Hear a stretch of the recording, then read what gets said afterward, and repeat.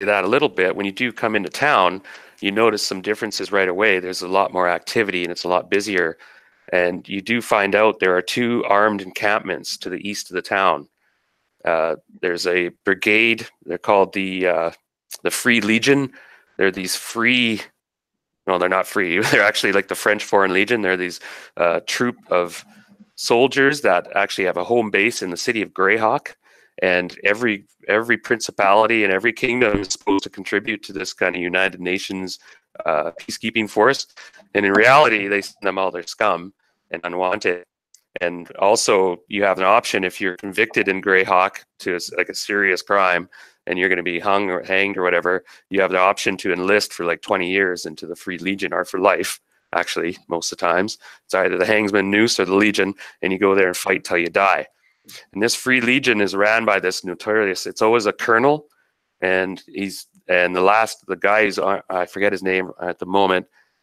He's this iron tough colonel guy who runs this. He runs a really tight ship. He's got iron discipline, and he has this unit of about. There's about 200 of them. They're pretty tough. They're usually sent into the shitholes and into crappy gigs. So but a lot of them are ex-convicts or murderers and stuff.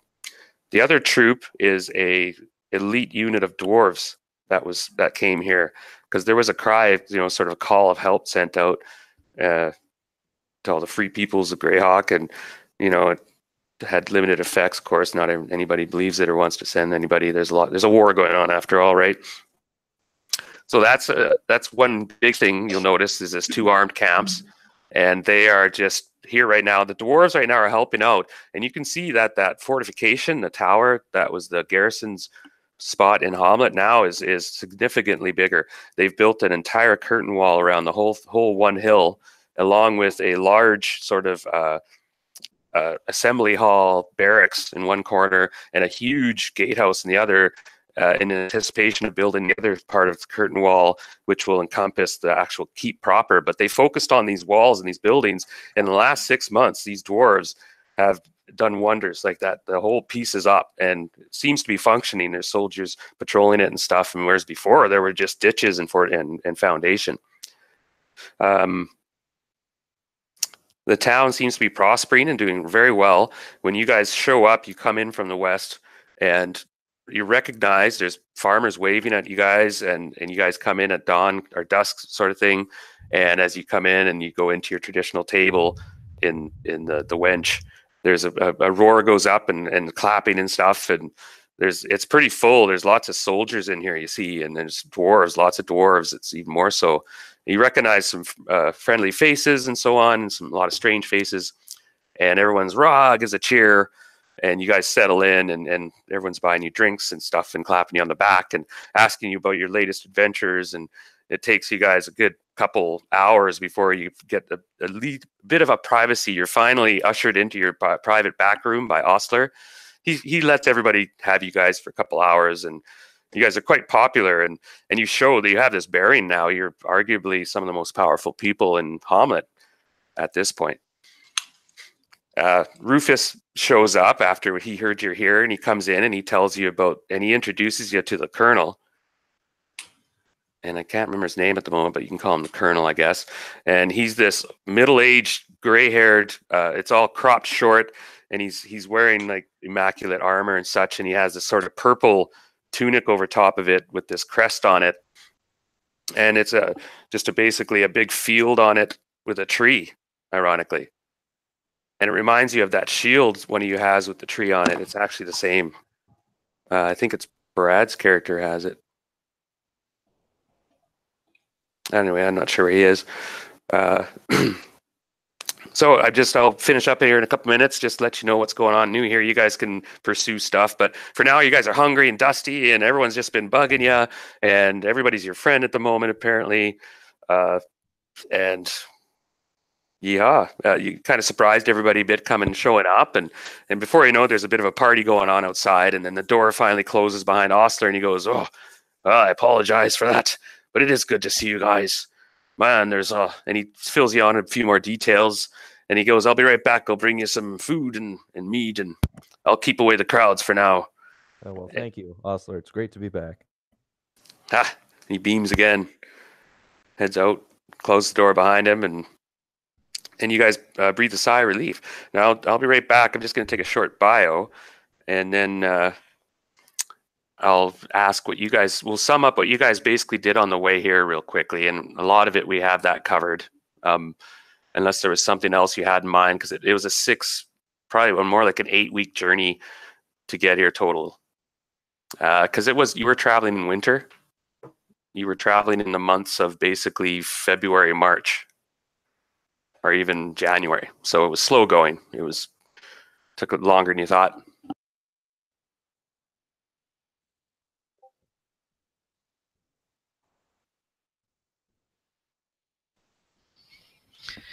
Lito, Yes. did you see the post I put up for Zhang? Yeah, that one of the things you wanted to do is get together with me and try to figure out which other plane that these ingredients you need are on. Yes. Yeah. Yeah, Uh, I definitely have some time put aside for that. okay. I just threw a whole whackload of stuff up there because I worked on a bunch of stuff at work as I was thinking about it, and I just took like point form notes, and then I come home and wrote that up to drop on there. It's like these are the things Zhang needs to take care of. Yeah, exactly. So I just wanted to touch base with anybody that I had listed things in there to do with, and make sure that that was okay with you guys to throw that in too. Yeah, absolutely. I did the exact same thing. I just got it written down here. Um, just working with different people. Hmm. So one of the other things I wanted to bring up with you specifically, Zhang, is you are searching for this Yorkris gem, correct? Or something? The Ill Earth Stone The Yellowstone. is what I know it as. Okay, cool. Because It's um, it's an item that was stolen from our monastery, and that's the entire purpose for the group of us being in Flanness. I see. Okay. Yeah, because we think that either that stone or maybe a stone like that is what's missing from the portal at the one place we cleared out with Rajdeep and where we fought that type the Glabrazu demon. Yes, the Ill Earth Stone has numerous shards to it. It's been shattered, Hmm. and our monastery was tasked with protecting the one shard. Yeah, Rajdeep had another one. I see. Well, these could be similar items to what you're researching. Leto found out what those are. I think you might know already. Don't you know what they are, Zhang?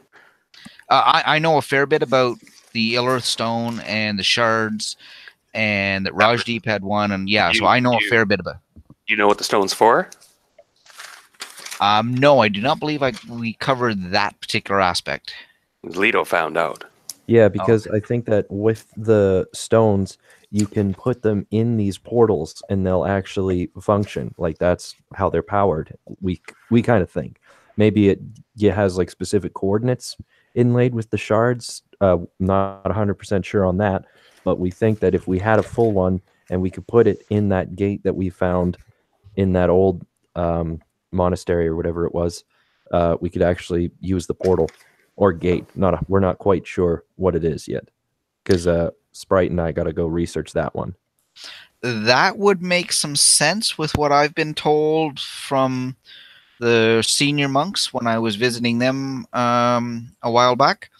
Um, that could very well be why we were guarding it, to keep it out of the hands of the people who would like to open a gate to the demons. Now, whether that gate is specifically linked to where they come from, or is a controlling mechanism, I don't know anything about that. Yeah, exactly. That'll be something that we can all get together and do Yeah. sometime. Um, the other thing I wanted to cover was the idea of anything that would be linked with these, because I'm not sure whether it's the 5 shards make the stone work, or whether the stone plus other items work together to make it easier for the demons, or if it's something that we can make our side more powerful with, or make their side weaker with. I'm not sure. Yeah, exactly. Because it's almost, I feel we might actually have to travel into their planes in order to stop them before they can come through. as opposed to us just trying to stop them on the other side. It might be beneficial if we can somehow get into their realm and find a way to disrupt them there. That could very well be too. Yes, these are all options that need answers in the next year. Yeah, Yep. exactly. And the other thing I was going to suggest, I know some other people are taking a break right now, but I'll write it up in the Facebook thing as well. I know that the idea was kind of tossed around that we could create our own order and then actually be nobles somewhat. You know, we're powerful characters and everything. We might even be given a small keep or property to look after. But I was thinking that we don't really want to put ourselves out there because we're trying to be somewhat secretive about what we know. Like, we know a lot more than we lead on. And I think that if we made a sort of secret society, that it would be beneficial, because then we could get the help of some of the higher ups, the nobility from all around, you know, and Rufus would probably be able to help us. And with that, we could still, you know, have a home base sort of deal where we could do what we want instead of just, you know, trying to do things secretively. Yeah, I think what he was referring to when he made that post, or at least the way I interpreted when I read it, was that some of these actions will lead us to down the road being able to do that. Not necessarily that we can get that right now, but if we pursue that idea and are successful in this endeavor of turning back a huge demon invasion, that could be the end result for a few people. Yeah, exactly. And I know one of the other things is, Darren, do we know if Rufus has kind of become like in charge here more, or like I guess he hasn't really talked to us yet about it. Yes, and if his official title is Baron Rufus, and he is a middling nobleman whose vassal or fiefdom includes Hommlet and the outlying hinterland. It's a significant fief, and he's a fairly powerful baron. He answers to the Viscount of Verbabank, and he is now in military command of Hommlet. The civil leader, technically, is the mayor. So if you have to deal with civil matters, I would suggest you see the mayor, of course, but Rufus probably outranks him, of course. He's the nobleman. The mayor is more of a merchant class, so to speak, middle class. Might have be minor nobility. Hard to say. So yeah, I think it might be worth it though to see if we can hold ourselves up somewhere, at least for the time being. Like, we should really establish you know, a little home base so that we can do, you know, I know like Sprite and I want to get into like enchanting items, same with Thrandrau, and yeah, things we can, you know, have our own little area would be cool.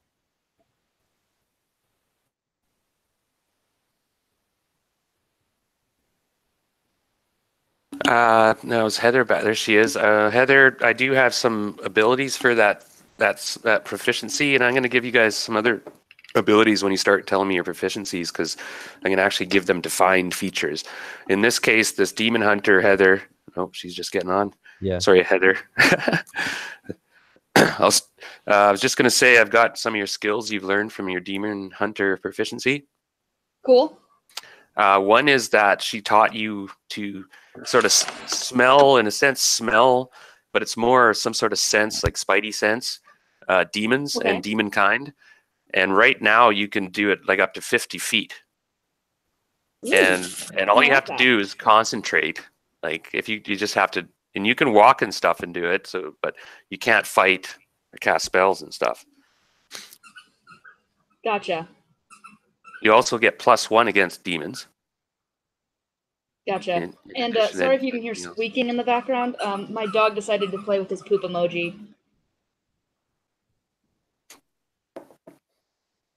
No problemo. So for now you can keep working on that proficiency as well. As you go up in levels, you'll gain more abilities. But right now you can actually sniff them out.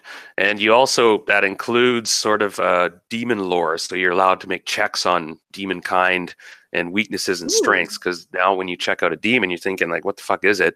Now you're going to be, oh, okay, that's a type 3 demon. Nice. Well, and that'll be helpful as things progress with the story. And Lito's got it as well. And Lito's actually, you can train with him. He's pretty advanced. Oh yeah, I can tell you what Not a bad idea. attacks they have.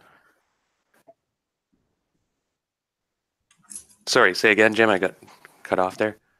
Oh, I was just saying. I was like, yeah, for sure, I could help you out, and I was like, I know exactly, what psionic attacks they have and everything. Now I'm just tallying the troops. There's like altogether about 200 in this Foreign Legion, or Free Legion it's supposed to be. Anyway, it's pretty professional. Oh, that's too many. Oh no, 110. Also, Darren, I've just been looking at some of the books that Brad gave me there on that thumb drive, and there's an actual psionist, like, expanded psionics handbook. Oh, yeah, I remember something about that. And I just may mute you once in a while, Heather, if the dog smashes my ears. Too bad. Sorry. Yeah, he's one of the problems of having all of his microchip tag, his rabies tag, his license. All on fun. his harness. All done at once? Well, at least he's up to date on his shots, and if he ends up lost, we can find him, right? Yep. Now I'm going to fast forward time at this point, and I'm going to say that you can talk to Calmert. I brought you back to the inn here, and you see a lot of people around, like even Shorden's here, and Gwyden and Tam Tam. And Calmert, the local cleric, he heard you were here, and they all show up to congratulate you guys and discuss. And you fill them in on a lot of stuff. Calmert is sort of in your inner circle a bit. You've really befriended him. You fought a dragon with him. He kept your secret so far. And remember, he let you into the library at the church, and he was like afraid to get in trouble.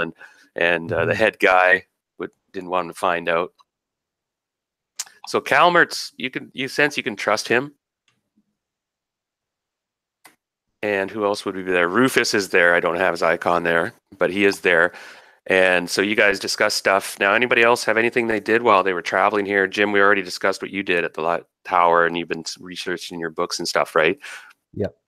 Okay, so that's done. So Dean, I don't know if there was much for you to do. You could have spent a day at the tower as you came through. But if not, that's fine. I mean, you just keep up your training and stuff. And the Tower of the Heavens when we came through, or yeah, I had something on there I wanted to research there when we come back through. Go for it. Do it now, because we're going to be we're at Hommlet right now, but I'm just kind of grandfathering in a few things, so to speak. Yeah, now, you guys did take the star with you, because Shalfie, he said right now that the tower's weak. Mm-hmm. He says, I can't defend it against a powerful magical being at the moment. He says, I still have the mercenary gnomes. And so, I mean, I'm not afraid of being overrun. Mm-hmm. But if somebody wants this star or something, they might come get it. Yeah, he's down all the monks that we killed. Oh, and all the turncoats were all that was his men. There were four mages, and he's got now the one guy. Oh, when you came back, Shelfie told you that Poro was found hanged. Oh, Jesus. He was the other sage that was the cowering one back in the back. Yeah. Apparently he killed himself.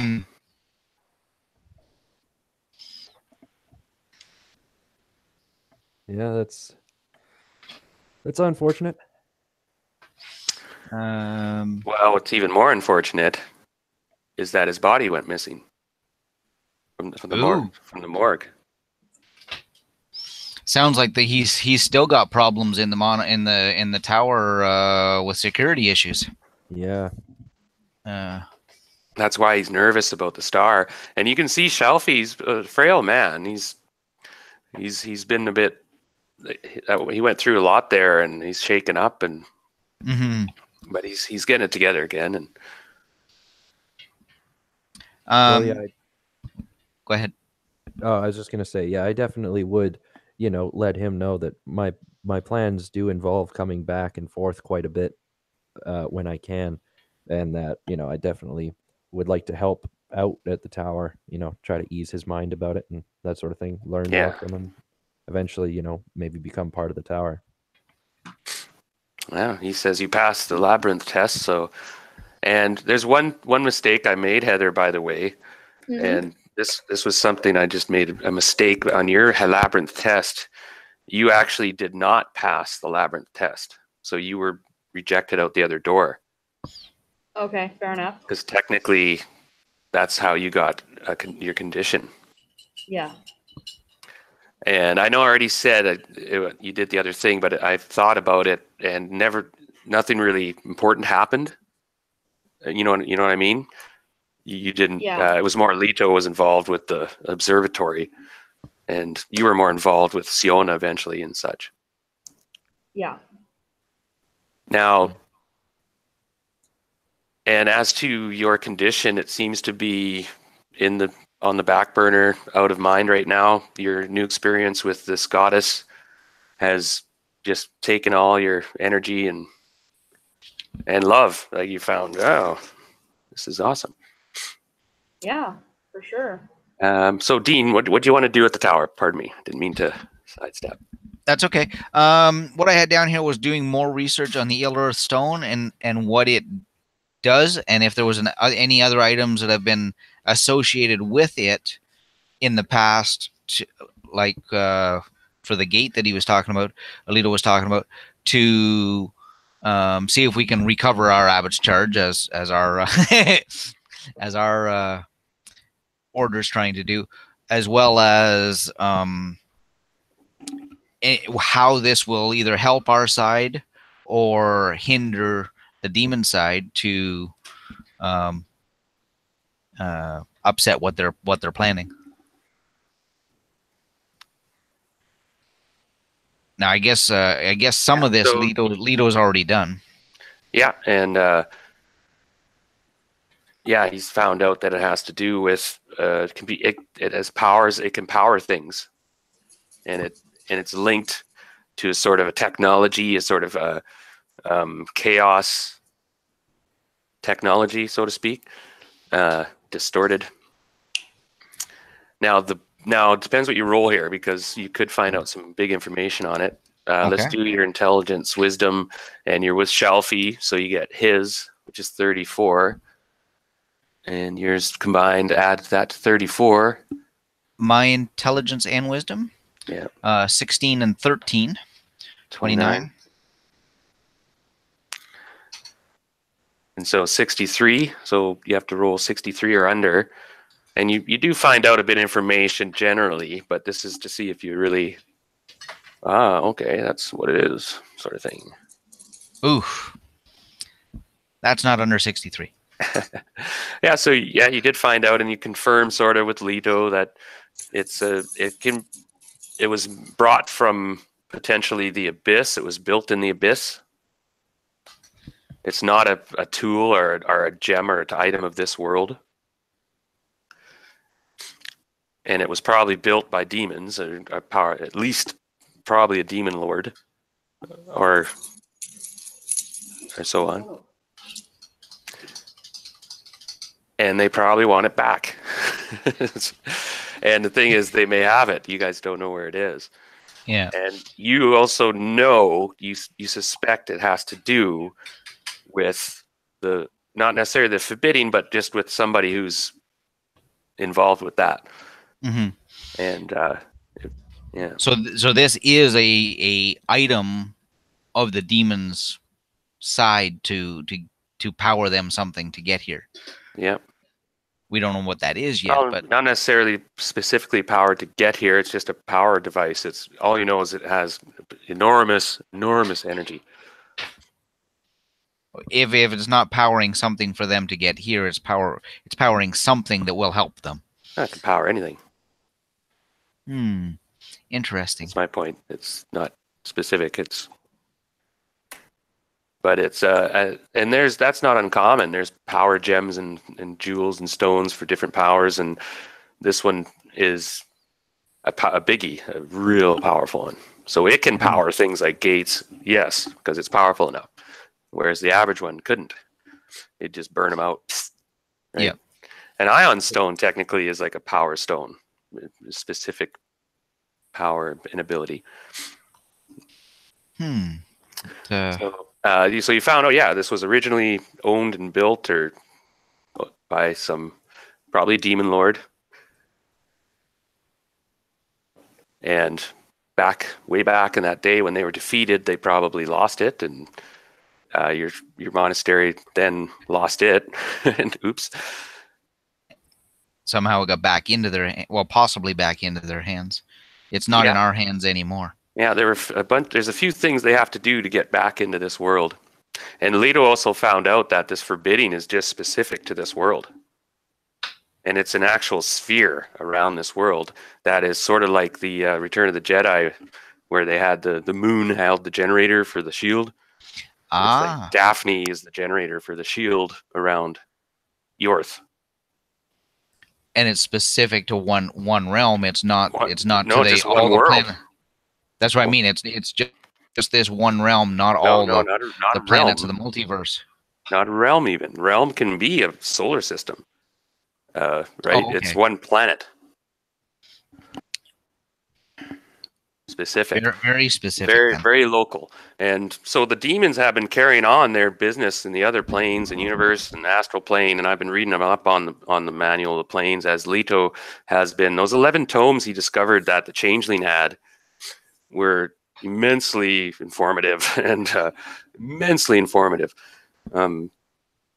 He's just starting to crack the surface what's in there, and it's dangerous though. He's been being cautious, clever, and he's dodged a couple bullets, frankly, already reading it. Okay. Now, so that's what you learn, and which is quite a bit. You didn't quite get exactly who and what. No, not what I was hoping for, but enough to all, help out. Yeah, the three of you were together, and you just and so that's done. Heather's done. Jim's done. Brad was Thranduil didn't have much to do on the way back to Hommlet. He mentioned some. Yeah, no, there wasn't much. I'm here. Okay, well, did you have something you had in mind for on the trip, the return trip to Hommlet? No, not for the return trip, but I outlined some of the stuff I was going to do on the Facebook page.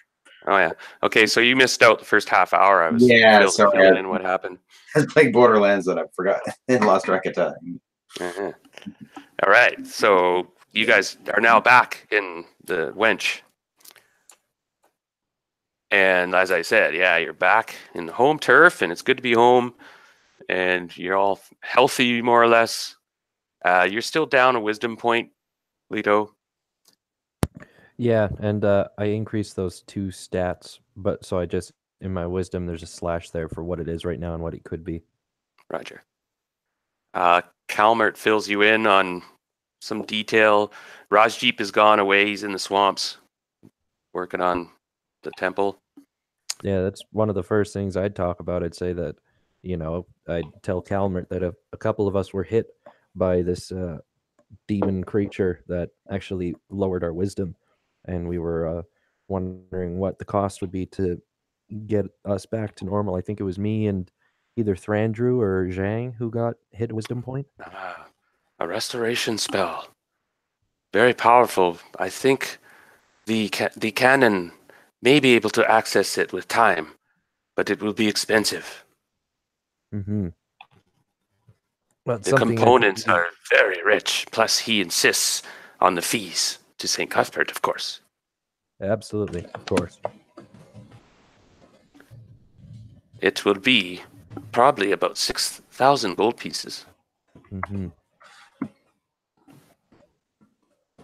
Well, thank you for letting us know. We'll talk to the canon sometime soon, whenever we can get an audience with him, and we can go from there. But for now, we can all recount our journeys and have a good time.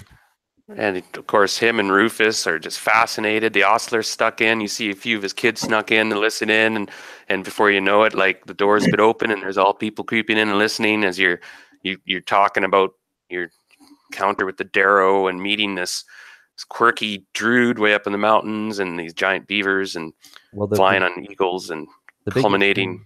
The biggest thing that I would tell, especially Rufus right away, because I really trust him, is that we know that we had been infiltrated long before when we were in Hommlet. That this thing that we faced, and I wouldn't want to tell everyone about it, like we'd have a sort of, censored version for the people, like just the classic adventurer stuff, like we went slay a dragon. But to Rufus, I'd say that Hommlet is perhaps infiltrated, and they had the ability to change their face and who they were.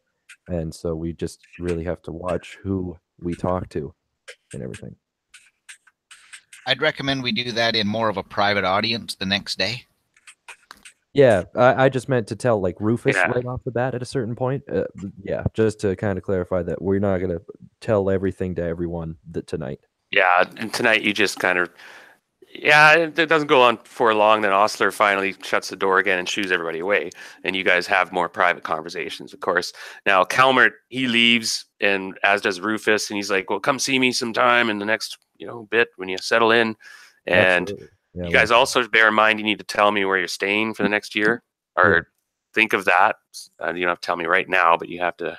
It's going to cost you. If you're just generically going, I'm just going to exist, I'm going to dock you about 100 gold pieces a month.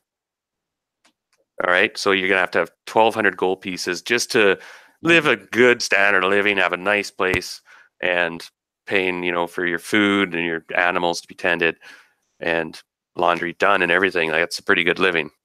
100 gold pieces a month is pretty good. Okay, so let's go down the list here, and we've already been discussing what's happening in the next year, and I'm gonna now kick the time in. So the year is going by, and I know we're going to gloss over a lot of things. There's a dozen things we could role play, and a dozen adventures we could get into, and it would just take way too long to do all of them. And so we're just going to have to, like I said, sort of steamroll over most of this stuff. And I'll just do some generic rolls for efficiency gains and such like that, and also take into account major things you want to do. Also, I mentioned to Lito and a couple other players that there was an abandoned manor house in between Verbabank and Hommlet. And if you could put some money into it, restore it, and sort of, it used to be the holding of the mage here. What's his name there? Bjorn? Yeah. Oh, that's super cool.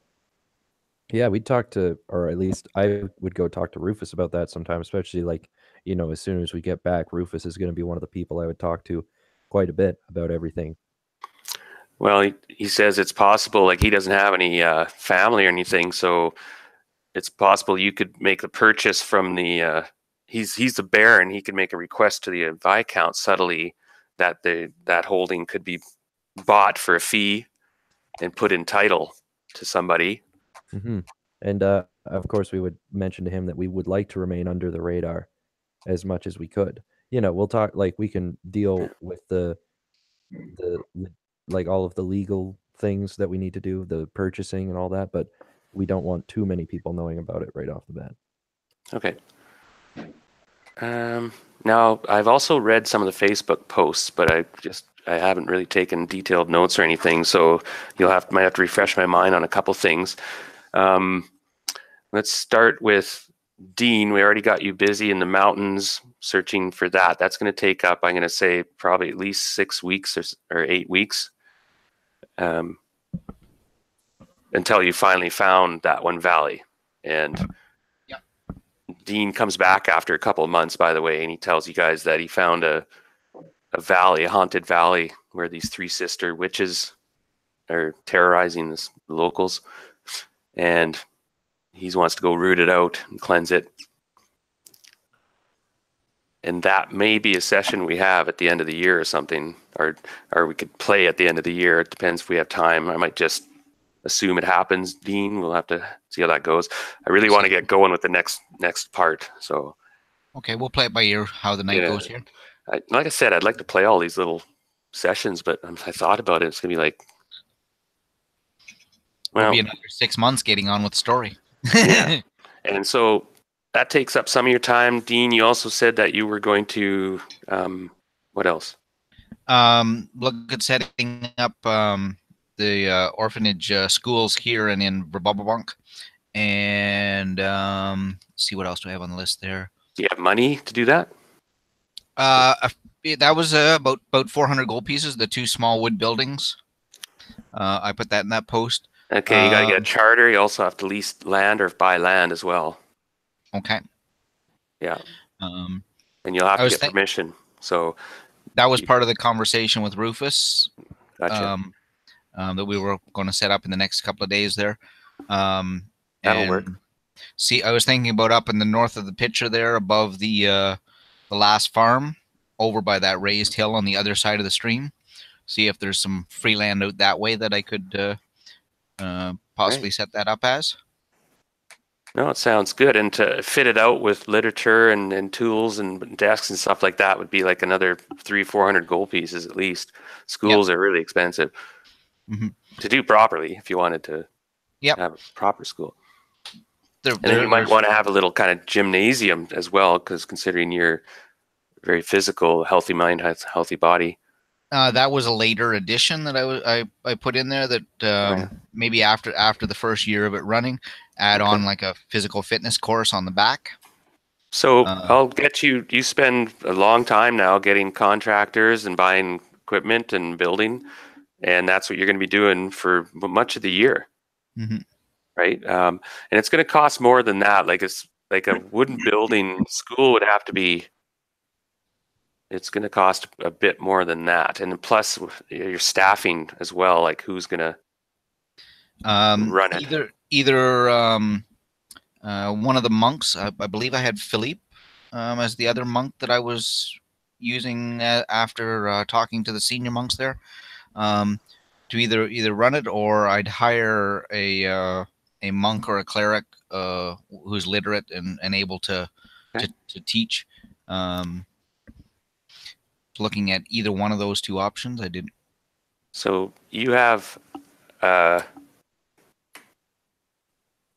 when that's all said and done, I'm going to give you a +1 to your wisdom. Oh, okay. Thank you. For all the research and everything you had to do, and the good deed, and it expanded your mind, and.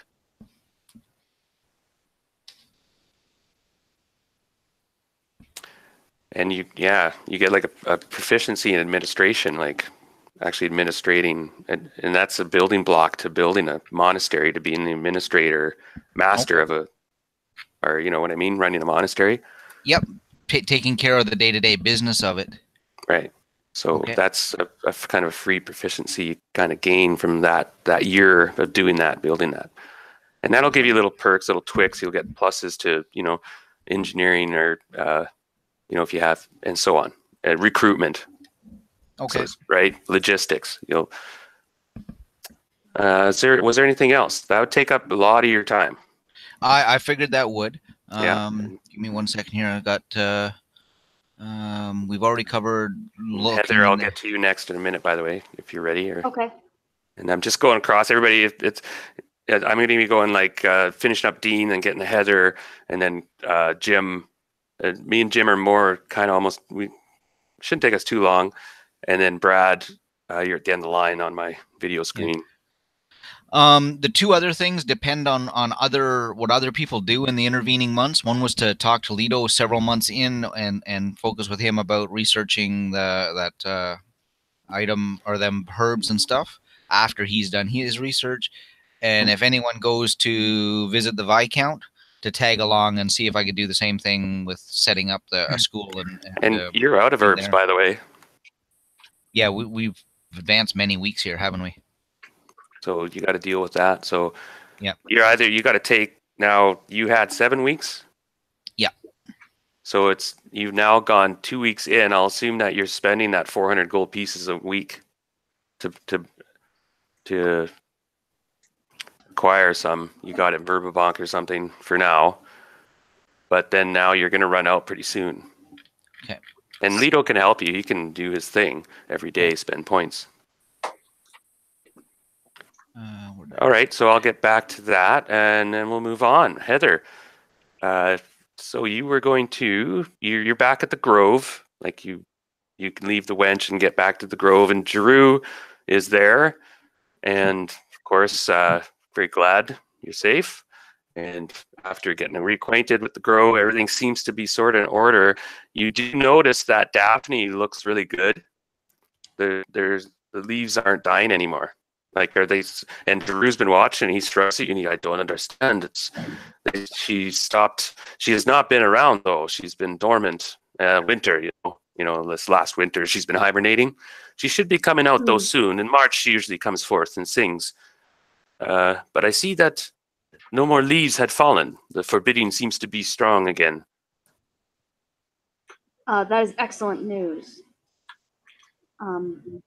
That's Daphne's condition has been on my mind much these last few months. Yes, I've had a high alert throughout the Grove to watch for intruders, but it has been quiet. Ellie has been of great addition to the Grove. At night, she patrols the whole place and sings in a somber voice that puts many of the more restless creatures to sleep. You may want to see her as well. She misses you. I will make sure to pay my respects to her. Now, you have the year open up to you, Heather. You were going to set up some sort of charity service in town. Yes. Okay. And that would take up a lot of your time, of course, as much as you wanted. Really. Yes. Now what that will do is a couple of things. First of all, you become more accepted in the town. Good. Frankly, now I'm going to assume you work with the children and those in need, the elderly. Yes. Or did exactly. you have? Or how else did you want to do it? The orphans, the poor wives, the widows, that kind of stuff.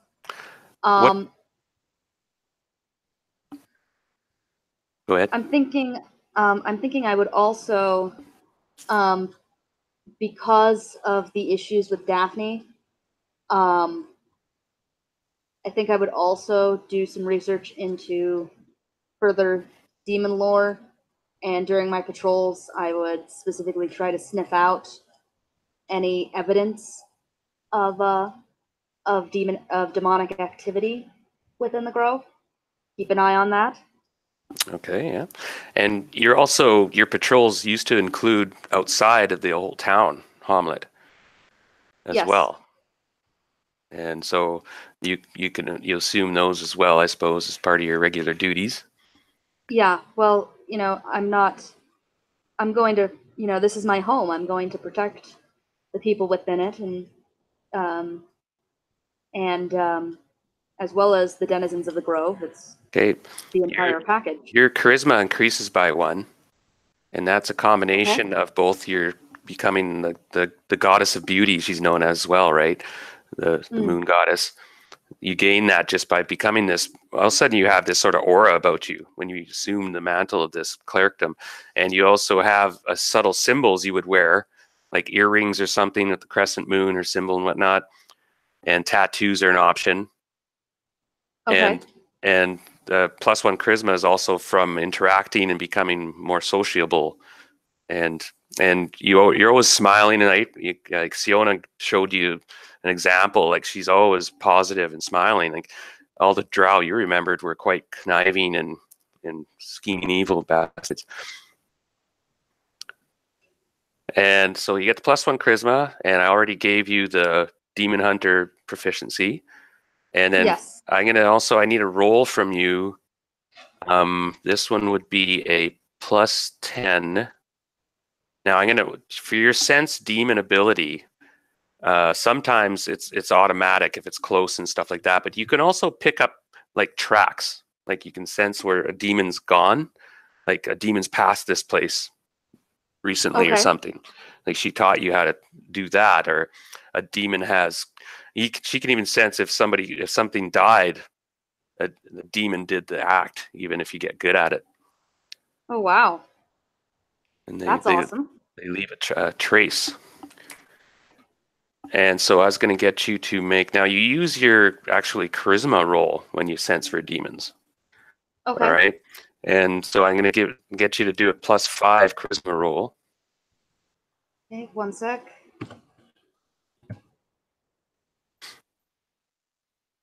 Made it. I'll say. Wow, not only that, a crit. Now, a crit in this case has significance. Now, this is going to be some time's gone by. I'm not sure exactly. It'd probably be maybe 7 or 8 months into this year. And it's now would be almost winter again. It'd probably be about November. I'll have to do the exact calendar, but right now at the beginning of the year, it's just starting March. And so 7 or 8 months down the road on one of your patrols, you come across up on the hill in Hommlet, way up. I don't know if you have the map open, but way up here. Mm-hmm. There, you get this revulsion. You don't normally come up on, actually this hill you come up to regularly on one of your patrols because it gives you views, right? It's a pretty high hill and there's a bit of plateau on top, but this one time you came through here, you were repulsed by this area on the ground. And you couldn't figure it out, but there was a demon had definitely been there. Okay. And it must have been a powerful one because it left a real, like to you, just like licking a battery feeling, or biting down on tinfoil. Ugh. You just had this wrongness. And Siona is gone at this point, but she said she described, how you'll sense the wrongness of it. And this is what she must have meant. And she gave you examples, like she could show you sort of how the feeling would be, just but nothing like the real thing. Oh, meow. But sorry, that would be my cat River asking for snuggles. Love me. But that's troubling, of course, and you can tell the others or whoever. You sense it. It's hard to tell and why you sensed it now. You just happen to go to that part of the hilltop. And there's no track going to it or nothing. It's just this one spot you happen to walk across that you missed before because it was on the other side or whatever. And you just happen to go here. And you can't tell exactly when this creature was here, but it could have been within, it's an old spot. You sense within probably a week, maybe a week ago, hard to say, something was here on this hill. And you do share this information in the ensuing, when you guys, I'm assuming you guys would meet a few times a week or whatever. You go, some of you are allowed or welcome in the grove. You can go in there, of course, and you guys all discuss and share ideas and thoughts. So she tells you about this spot, everybody, and she brings you up onto that hill, and you try your best, but none of you guys can sense it or anything, and it's actually faded now, Heather. A quick question about it. So this feeling she gets, is she able to ascertain kind of what the demon was doing, or even the size of the demon? Because if her and I put our heads together, we could probably figure out a little bit more about it, and I might even be able to pick up on some psionic stirrings, perhaps. So, and also there was a little bit of a scorched patch that had grown in again and stuff, but it took a minute, but you could tell that there was a bit of a scorched area. Now, you guys you spend some time researching, you get down low, and then Lito's like, this was scorched here a while ago. You see? And I'll give you guys a roll each, or let's see how we do this. No, let's add your intelligence, wisdom each together and roll under that. Okay. So yours 27, Jim? 26 right now. 27 once my wisdom's back up. So yeah, that depends. Like, will I? Yeah. It depends if I get my wisdom up. If you spend $6,000, Yeah. No, I'd do that. I have quite a bit of money. it's expensive. Yeah. Yeah. So yeah. I'll Oh take wait, no, Siona will heal you. Oh really? Okay, perfect. Then yeah, 27. Sick. Yep, I think what level's restoration? I'm pretty sure she has that one. Yeah, I remember you were talking about it earlier. So yeah, 27 is my wisdom intelligence combined. Restoration is...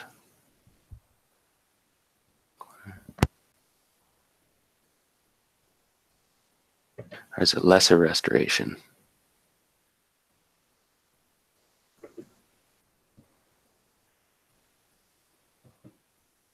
Actually, she doesn't have restoration. Wow. Sorry. So it's gonna cost me $6,000. All right. $7,000 actually. It's a 7th level spell. I see. I was like, damn. I thought it was a lesser one. Shit. I thought there was a lesser restoration, which... But there's not. Okay. And actually, technically, a cannon can't cast that high level either. great. Your SOL, actually. Save your money for now. Okay, well, this kind of ties in. I think some of us wanted to maybe go to the city of Greyhawk at a certain point. We could find out more there. Road trip? Yeah. And pick up supplies. Yeah, like we need some more magical defense items, that kind of thing, against fear and all those nasty effects. Yeah, we could kind of, I don't know if you had a specific thing, Darren, but I was like, we could do this session where we just, we get through kind of what we want to do in the bulk of the year, and then maybe the next time we actually get together and play, we could do one of these little adventures where, like, we go to the city and we get all these items, and then, just that sort of thing. No, that was sort of the plan, more or less. I thought if there was time, I could start something at the end, but this will probably take up a bit of time. I might introduce the next part or whatever. I do kind of want to get through this, and like I said, we could get into a lot of different things, but then it would take another 5-6 weeks. And you guys are ready to go. Like, you guys are at the level. I am going to give some XP for this stuff, by the way. Yeah, let me think about that too, Jim, because I did have some other optional sessions to play.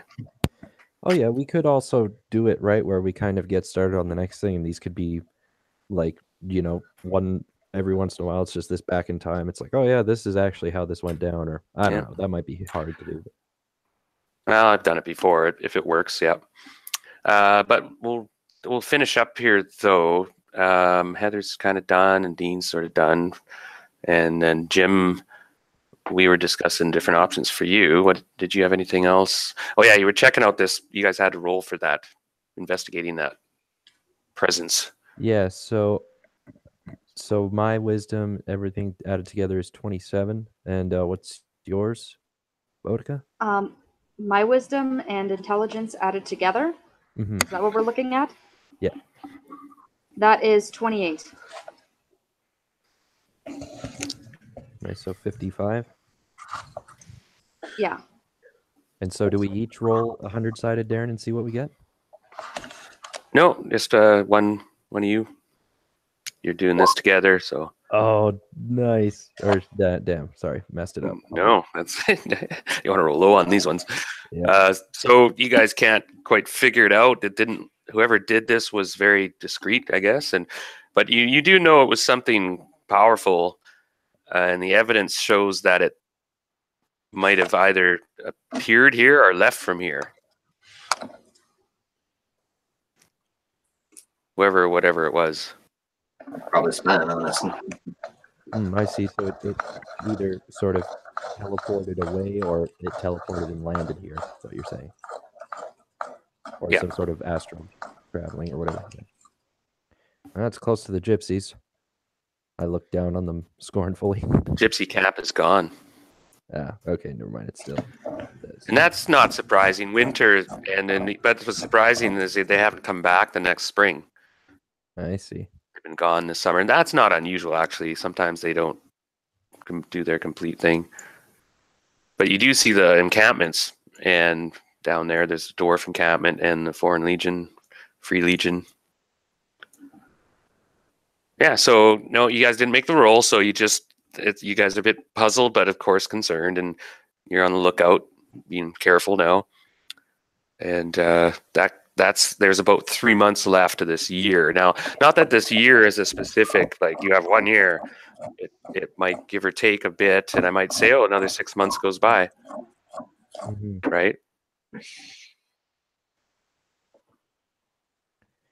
So with what I still wanted to do with my time, first off, talk to Rufus about the old mage tower as well. Really thank him for helping me get my start. Specifically, he helped us out right off the bat, and I'm forever grateful for that. And I would offer my services as a mage to him and in Hommlet, because I'll tell him that I'm studying to become a sage at this Tower of the Heavens, and as often as I could, I'd like to make Hommlet my base. Okay, And, so he says, let's make it official then. Yeah. And he marches you down to the mayor's house, and he tells the mayor, all right, you overstuffed buffoon. And he jokes, though they have a really good relationship. So I think we have a new village mage. And he grins at you, and the mayor's like, oh, he beams and eyes go red. So yeah, stuck up old prig. I agree. And he reaches into his desk and he pulls out these paperwork, and he starts to write out like a sort of a contract that you become the mage of Hommlet. And I would, of course, like to tell the mayor as well that, like, as often as I can, I would love to help out. I want to make this my base. All of your people have become like family to me, and there will be times, of course, where I must go off adventuring and doing whatever. But when I'm here, I'll help. He's like, well, put your hand on the parchment, and you swear to protect the village with your life. Absolutely. And you sign it, and he's like, and the benefits are that you will be given a salary. You also be given a office residence in the local garrison, like a private, pretty nice one too, actually. You and Rufus will be sharing a floor. Nice. In the tower. And that's your local residence in the Hommlet. You'll also have other perks, of course, but you are expected to be, guard the village now. Yeah, exactly. Things of an arcane nature. And I would also inquire about that keep that was Bjorn's, because I imagine if there's anything else he had that could help me and the village of Hommlet, that it would be there, and that perhaps only a mage and a group of adventurers might actually be able to get inside. He could have put protections on the place. Yes. So you'll spend you'll spend a week going out there and investigating the tower, and you go out there, and Rufus goes with you, and you guys check it out, and it's a bit run down. You'd have to put a bit of money into it. There's no staff. At the moment, you're squatting. Yeah. But he says there's potential that you could purchase the land around. And especially now that I've become the mage, of Hommlet, it would probably be easier for me to get that sort of thing. Yeah, and I'm sure the Viscount, once, like the mayor sends away the paperwork to the Viscount, right? It's a kind of official. You have an official status in the kingdom now. Yeah. Now you actually have a duty, since you've made an oath, and but you're not actually. You didn't swear an oath. You're not a vassal of the Viscount or nothing. You're actually a private contractor in a sense. Yeah. Yeah, especially too. I don't know if we could have tied it in there, but I would have asked the mayor to inquire about that old mage tower as well, because that would probably help us all out. Because and like I said, he's mage tower, then we could all stay there and have our own quarters and do stuff. Yeah, it's pretty big. Yeah, it's it's fairly well fortified. It's a little moat and everything, and it needs its maintenance and stuff expensive. Well, so you start setting that up. Now you can hire people to go out there and restore it and such, right? Hmm.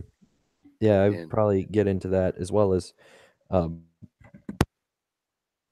with Shelfie. One of the things I wanted to talk to him about at a certain point, like even I'm not sure if we found a way yet to communicate long distances, but to tell him that one of my ideas for helping restore the Tower of the Heavens is to help train another group of mages to fill those positions, especially the elements. Like if I say became like an air elemental mage and then had some other disciples and we all kind of learned somewhat under Shelfie, help protect the tower, and then slowly learn to take it okay. over. Oh, interesting. So I'll post roll with a few of you about getting henchmen and stuff, and about you'll make rolls for recruitment and such. You use your charisma, and if word goes out that or you could go to the University at Verbank and recruit people, right? Yeah. We could play that out, things like that. Now to the two rangers, there's a little quirk, and when you get 8th level, you have the right and sort of you attract followers. Now it's not, you don't have to. Brad's mentioned it already with Thrandu that he is interested in getting a territory. Now you already sort of have one, Heather, but you can also get your own personal hold. This is Jeru's Grove. So you might want to find your own personal place, our grove, our stronghold. It can be a keep, and you have a right to have one. You can, you can, or you can go to the Viscount and ask for one, and he'll say, okay, you have enough fame and glory that you deserve that, right? Or you can keep it secret. You can have like a big treehouse fortress with a bunch of rangers, 5 or 10 rangers that that are highly trained and do that and run it. It's how you want to play it, but you have the right to do that. Now it's expensive, of course, depending. You can do it cheap, like go live in the forest and just have a following. Or as I said, you could build a friggin' keep for 50 Well, grand. the two rangers, we could work together to create an order. Like I'd like to create an order that's going so we could send people out on information gathering and spying missions, that kind of thing. Yeah, exactly. And the two of you now, she has her goddess. You're not religious at all, Thrandu. I don't think so. No, I not that I know of. You might be, but it's Never low put key. Nope. Okay, so she is sort of focused on her god thing, but she is a ranger as well. So you two can, if you want to do that, that's good. And if you want to have your own thing, that's good, and work together in partnership as well. Might as well pool our resources and get a really good strong order going. Yeah. Well, that's something you two could have to organize. Now, if that's what you want to do for the year, so what I'm kind of getting at, that's fine. And I'll give you each proficiency in administration as well in your field. So it would be in like command and logistics and so on. And then we could, what we'll do is I'll post roll with you to see how many followers do show up and how. Now, Heather, if you decide to stay in the Grove, that's okay. Rangers come there and work at the Grove, outside the Grove, and so to speak. And you could have like in Middle Earth where they have the Rangers work out in the wilds and don't really have a home base. They just move around. And by the way, Jim, there's as the months goes by, there's no sign of Zara. Yeah. And the ring. Yeah, I was thinking like Wow, what do you do about that? Yeah, some of the other just stuff out of the way, just letting you know. And then we could kind of do that at the end. I was thinking just like because I figure that'll take a bit of time. So Rufus and the Mage Tower got that. The Tower of the Heavens and the Sages, that can be what we work on after. And the whole time I'll be learning from the tomes, of course, starting with the protections and then moving on to the introductory of the planes and the demon devils, all that stuff. There was kind of that natural progression to take it in. And one of the other big things I wanted to do was give a grand ceremony to Bast, spend a lot of money, and team up with Dryden to help me with, adorning not only Nefertari with a lot more jewels and everything, but for this sort of offering to Bast. Hmm. Interesting. Now, there's no local chapters or temples or anything that remotely do with the Egyptian pantheon in this area of Greyhawk. So you had to kind of come up with your own sort of area and place to try this stuff. Last time you resurrected the cat, actually, where was that? Out in the bush, right? Yeah, it's actually, hold on, it was kind of on the other side of the river, like this sort of area, west of the Welcome Wench and everything. I think it was Shorten actually who took me there, and we found a place to do it. Okay. And that's kind of where I would center it until, like, if I was given instruction to do it somewhere else, or one of the big things I would really like to help root out any followers of Set, and take on any snakes, really hype that up, because I know that it's her mortal enemy. Right. Well, okay, so to sum up, you do, I'll get you to make a roll, and this will be your actual wisdom roll, which I know is terrible. And I make it. And you make it, okay. So just to kind of sum it up, you're sort of, Bast is angry, but she likes jewelry. So if you had some really expensive jewelry you found in that dragon hoard, you could. Oh yeah, absolutely. That basically made her quite happy and forgiving, and in a good mood.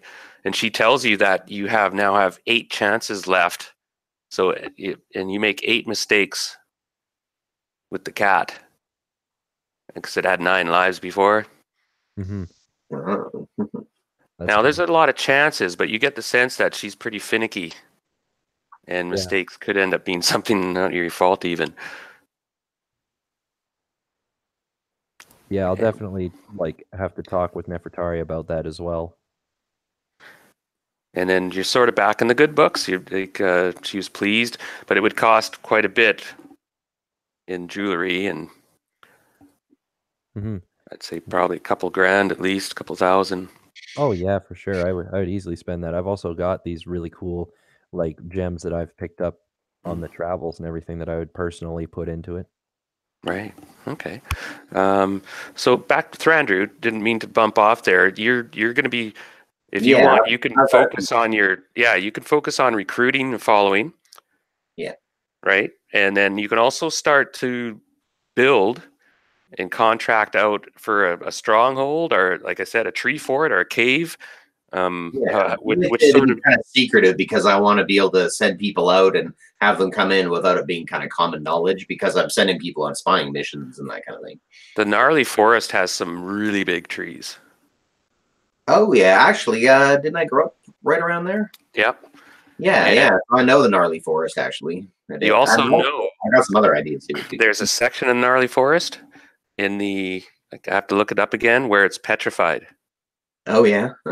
And there was these ancient kind of big redwoods, huge trees, and there was some cataclysmic event. It had to do with the Temple of Elemental Evil, and it kind of petrified this chunk of forest, probably about the size of a village, or maybe about that size. And a lot of the trees, a lot of them had fell over and stuff and crumbled, but there's a whole bunch that are still sort of intact and petrified form. Cool. Now, unfortunately, it's infested by humanoids right now, and so you'd have to spend a month or so rooting out all these critters, and we can make a roll to see how long it would take you to clear it out, and then I'll give you some XP and so on, and okie doke. So percentile or what? Let me think a minute. No, let's just go with, how would I do this? So just to see how long it's going to take. Yeah, we could do let's do a strength check. So 18, and the better you do, the shorter it takes. And then we'll make a roll. Oh, so you go in there, and let's let's do this following thing now, Heather. If you decide to take on followers and that responsibility and that focus, you may want to go more the cleric route, which is sort of your focus at the moment. But if you know what I mean, I'm just looking up the Rangers real quick here, I get Brad. what you're talking about.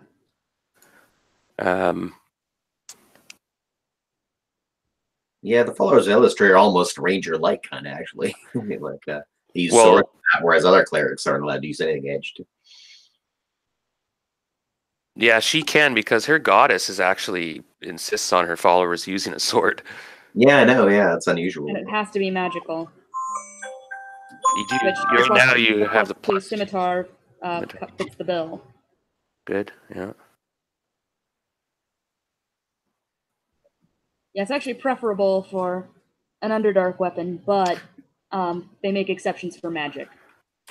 But So, it has to, at the very least, be magic, so I'm happy with that. right.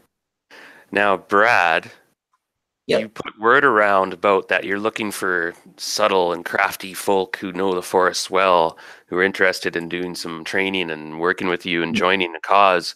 And you do get some people that show up at the Wench, because right now you're staying in your apartment up in the Wench, Yeah. I suppose. And one guy, Blackjack, comes to you. Now he's a local. He's a third level fighter who's retired, but you could train him to be a ranger. And I'll bring him into the Wench here in a minute. Okay. And he's a rough character, this guy. Like, he's a trapper, ex-fighter. He was far away, fought in wars and stuff. He's scarred and grizzled, and he knows the area. Like, he's a trapper. He's got trap lines. He knows the area like the best out of anybody here. So Blackjack, you can put him down. If you agree to let him join. Now, can you sense can you detect alignment or anything like that, or you guys want to put him through tests or anything? You'll have to maybe do like a wisdom check or something like that. That would kind of make sense, I think. And he's not a demon, Heather. Good. Yeah. Well, you guys got to start thinking stuff like this. Somebody shows up, yeah, I'll join your order. Yeah, exactly. Like when we've already been infiltrated, like there's definitely evil people in Hommlet. And I'll let you ask them some questions. I kind of do like a job interview, really. Yeah. Like, yo, where are you from? What are you looking for in our order? Da da da da. What plane of hell do you see yourself ruling in 5 years? Yeah. Unless that's what, there's well, Blackjack, he just says, this is my land, and I know the trouble's coming to it soon. I know that you're good folk who want to protect the land, and so this means much to me. And that's sort of along your ranger code. You're like, acceptable, yeah. As long as I get a good feeling off him, I'd probably go with it, yeah. There's a half-orc who shows up. Now, he won't be able to be a ranger. Yeah, but any blade is good. But says his name is Bagoon. And he's a half-orc, and he's like probably about a 5th level fighter, 6th level fighter, half-orc, fighter thief. I get a feeling from Bagoon. And yes, that was very familiar. Yeah, we had a character name that, didn't you? You've known him. Yeah, you've known him around, and he's got a really good reputation, frankly. And despite being a half orc, he's always got this crooked smile, and he's really huge and strong. Yeah, half orcs can be pretty trustworthy, really. Yeah, different alignments in that. And I wouldn't go that far, but this guy he seems to be legit. So there's 2 guys, Bagoon and Blackjack. Okay. And Blackjack's a 3rd level fighter. Bagoon's a 5th level.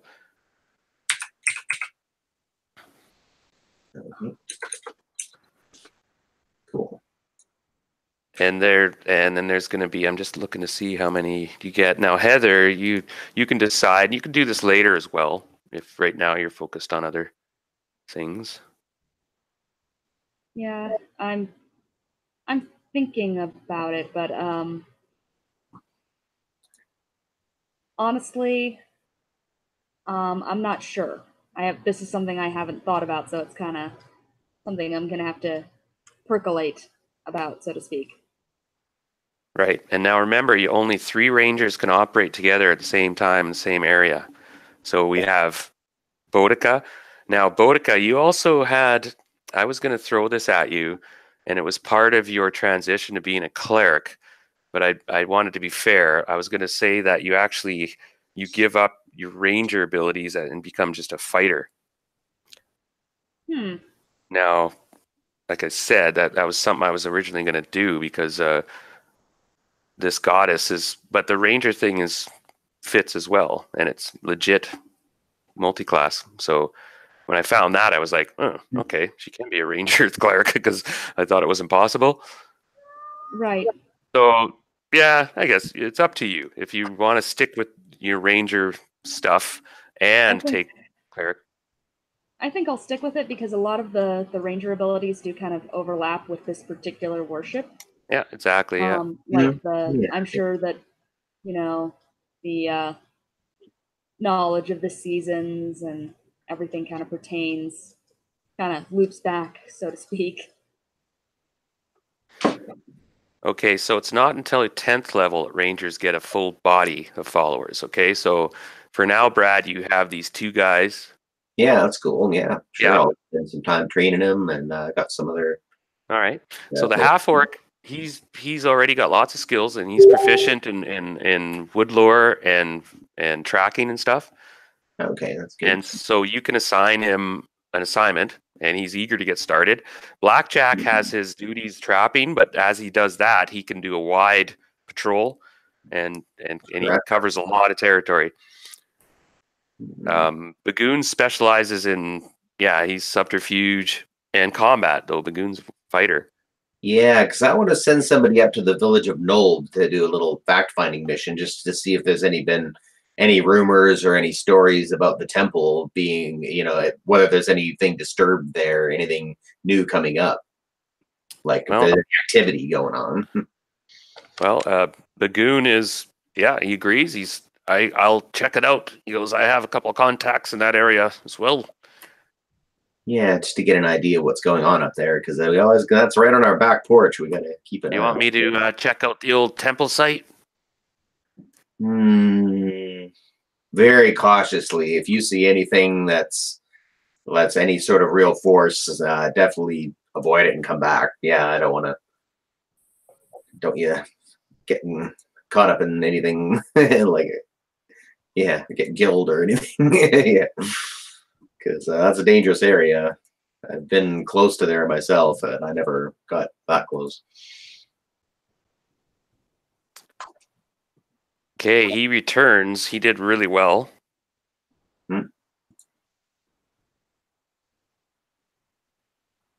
But he'll return later. I'll have to work on that a bit. Okay, so you got a couple followers. Now, as to your stronghold, and hey, welcome, Nestor. I just saw you there. We're just going over our year thing. Actually, you're kind of next. Brad was the last. So, Brad, where and what do you want to build? Now, I don't know if you thought of this too much, but yeah, like I said, well, if there's something I could build in the gnarly forest, just build a stronghold that's sort of like build it into the landscape, so it's kind of it's there, but it's kind of hard to notice unless you're right on top of it. Well, what you should do then is come with specs, right? And anybody wants to do this, spend a bit of time and figure out, like, you could, in the Dungeon Master's Guide, there is a lot of costs and benefits, and if you want, I can give you a general idea how much stuff will cost. Depends on what you want to build, right? But like I said, if you want to build an actual stone structure, that's going to take you a year. Yeah, I'm thinking it's going to be in a conglomeration of like wood and stone and hides, and like I want to make it look like it's part of the wilderness, so it's difficult to find. I want it to be kind of secretive, and if it has a cave system in the back of it, that'd be better.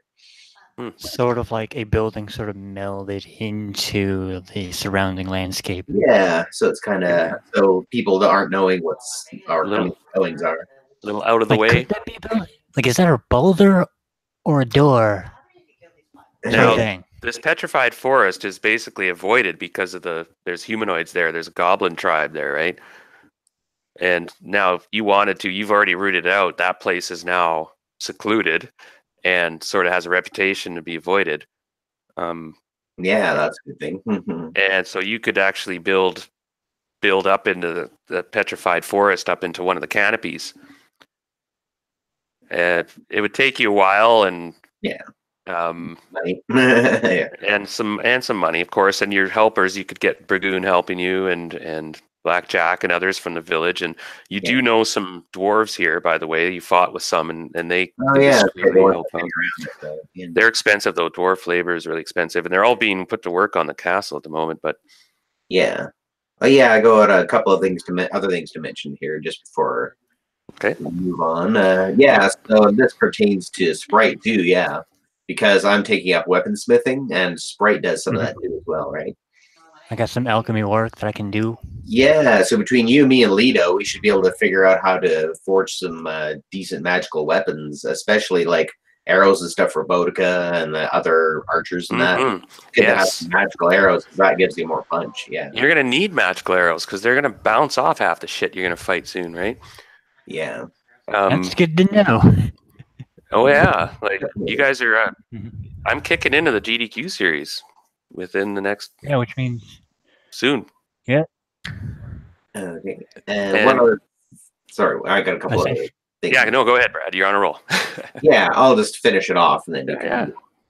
I'm gonna buy a good war horse through my family and learn heavy lance. And I'm also thinking in the coming war, my family could be really helpful in providing horses for cavalry and that kind of thing, because they capture and train wild horses. I see.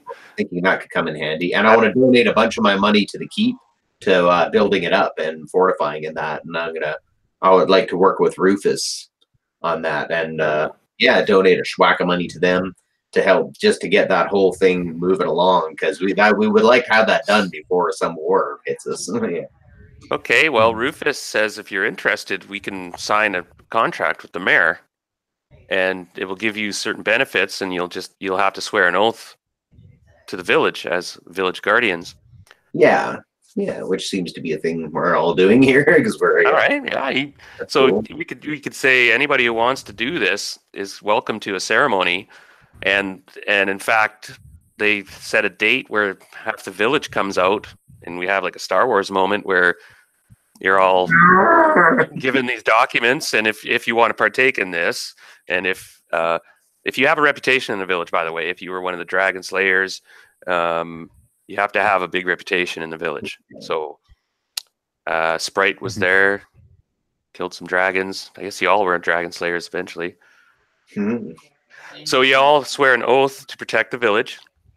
And in that regard, you all get benefits. You're allowed to claim an unclaimed plot of land somewhere that's not like reserved for farming or religious purposes. It's got to be, and you're allowed to claim it. And once that's approved, so right, Dean, in this case, you don't actually have to buy this land now if you do this. And it'll also give your school legitimacy. You'll have a charter for your school, and you'll have some rules you have to follow. Like, you're expected to take safeguard the children and teach them read and write, and so on. Or is it going to be more of a dojo? Your standards of practice for any institution that educates people. Right. Now, whoever wants to get this, it does give you the perk of, like I said, being able to claim an area. Now, if you're an actual guardian that needs facilities, you'll be given like a room or an office in the local garrison if you require it. Like Leto got one, but Leto is actually the village mage, right? It was absent because Bjorn got killed by the dragon. So his title is actually specific, where the rest of you would be like Hommlet guardians, right? And Leto was mentioning about starting, now that we're all here, he was mentioning about starting I'll let him talk about this, about the Order of Hommlet. What was the name we came up with again for that? Well, we wanted to do something along the lines of the Watchers, but Darren suggested the Birdwatcher Society of Hommlet. If we're going to be flying under the radar. I'll let Leto introduce this and how you guys are going to do it, because it's secret to everybody so far, except for Rufus. Yeah. One of the things I was thinking of, so that we could have a permanent place to you know, to get ready for all of these adventures we're going on is establish this sort of secret organization with us at the center, and you know, be able to go to these leaders like, you know, the Viscount of Verbabank or whatever, and say, yeah, you know, we want to help out and everything. We don't really want our titles and everything to be put out there because we will do these jobs for you. Just don't put our name in the press. yeah, exactly, because Yeah. we want to be able to work somewhat secretively and, you know, not be attacked randomly. At Like least just Like you as a Not leader yet, will get the anyway. credit for having sent some no-name adventurers out and completed a job. Just don't put our names out there. yeah, exactly. You know, just so we have a bit of a holding here, as well as, you know, we can just kind of fortify it in our own way. I know that me as a magic user, I have certain things that can help out defending It's essentially just to keep us from acquiring enemies over our adventuring career that might want to, you know, find out where we live and assassinate us in our sleep. Yeah, exactly. If we could have that not happen, that would be right on. I would like to, you know, be able to sleep without a dagger under my pillow. Like one said, beautiful that seemed to have gotten away from us. Yeah, I'm totally down to do something like that. Just establish this like secret. We're essentially that secret Black Ops team in the military that does really hard jobs that they don't want talked about. Yeah, where they Exactly. And so yeah, one of the things is we could try to come up with a name that is inconspicuous, and that's why Darren suggested the Birdwatcher Society of Hommlet. But I think anything will do. Sure, 2 mages, a monk, and some fighters go to watch birds at various locations. Totally not suspicious. Yeah, it's what we like to do in our downtime. You know, it's like by day we're these incredible heroes, and you know, whenever we can, we like looking for whiskey jacks and what have you. Red-headed woodpeckers. And if anybody gets wise and tries to like visit, we just have this main area that actually looks like a birdwatcher society room. That's the front room. Binoculars at every window. Yeah. A few stuffed Got birds just to make it look good. Some stuffed birds, maybe like some posters with bird information in various species. Something that if somebody does break in, it totally looks like not the people they're looking for. Yeah. Hell, Sprite as an illusionist could do that. I could do that as an illusionist. We can even Boudica could actually have birds living with us, probably. I think the Rangers could. Oh man. Have little birdies actually watching the place. Oh, that's pretty good. There you go. It's a birdwatcher society where the birds are doing the watching, not us. That's brilliant, Dean. Oh, that's amazing. We got two rangers in the party. We got to be able to pull some animal help in somewhere. Boudica. I kind of like this idea. So, sorry, I'll get to that in just a second, guys. I just have to resolve something here on my mind.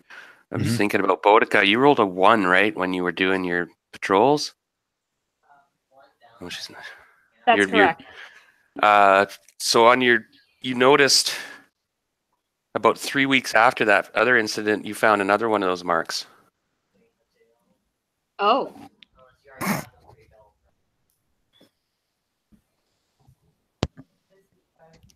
And it is on that hilltop. And I'll show you. I'll mark the spots on that hilltop because this is something you notice. And now there's 2 of them, and they're distance apart, and they're on the outside edge. And let me just put a little marker. What would be a good marker? Let's see. I'll just put Let's see what happens if I. Okay, there we go. That's perfect. Perfect. I'll be right back. Yep.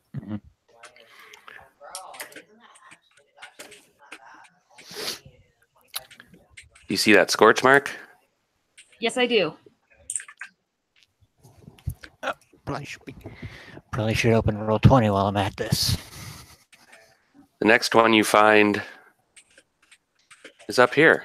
And it seems fairly identical, except the other one is now grown back in, and I just put the scorch mark there. You can still sense a lingering faint, but it's going to be gone probably in a few days, the first one. So you make a mental note of where it was. And then Okay. now you guys can investigate or ask questions or whatever. I'm not going to give out too much information, just what you see so far. But on 3 weeks later, on one of your patrols up here, you just happen across another mark about 100 meters away from the other one. Gotcha. And you guys talk about this same result. I don't know if you see any connection, but so far it doesn't seem to be, besides the same being had come or gone from that spot now. Hmm. Now roll your a dexterity check +5. Okay. Shit. Didn't make it. Yeah, and over the next month, nothing. Now roll again. Now this is getting around 10-month mark or so. Okay, so another +5. Yep. That one I did make. Okay, this time you find a scorch mark here. And the other one that was across the glade, the second one, is now faded away and has,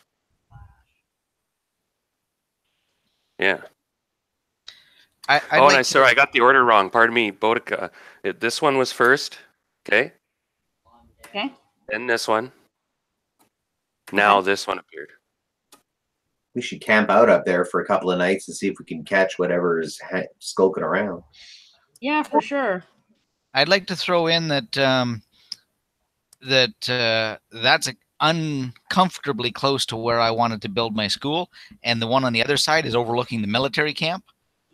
I don't like the looks of that spot. Those spots. Yeah. That's uncomfortably close to. Well, it's basically looking right down on top of where I wanted to set up the school. This has been over the 3-month period. Yeah. Right? And you make an intelligence check, Boudica, +5.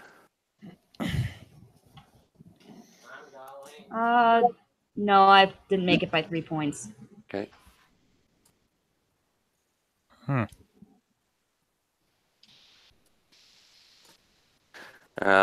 Anyone else can make a +10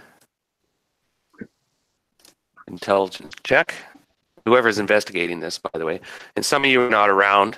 Like Thrander is busy off in Gnarly Forest. And I'd say Lato's probably busy off at the manor. I definitely throw an investigation into that because it's way too close to my school. Yeah, you're busy at your school. It's almost built, by the way, by now. And I'm way out. Yeah.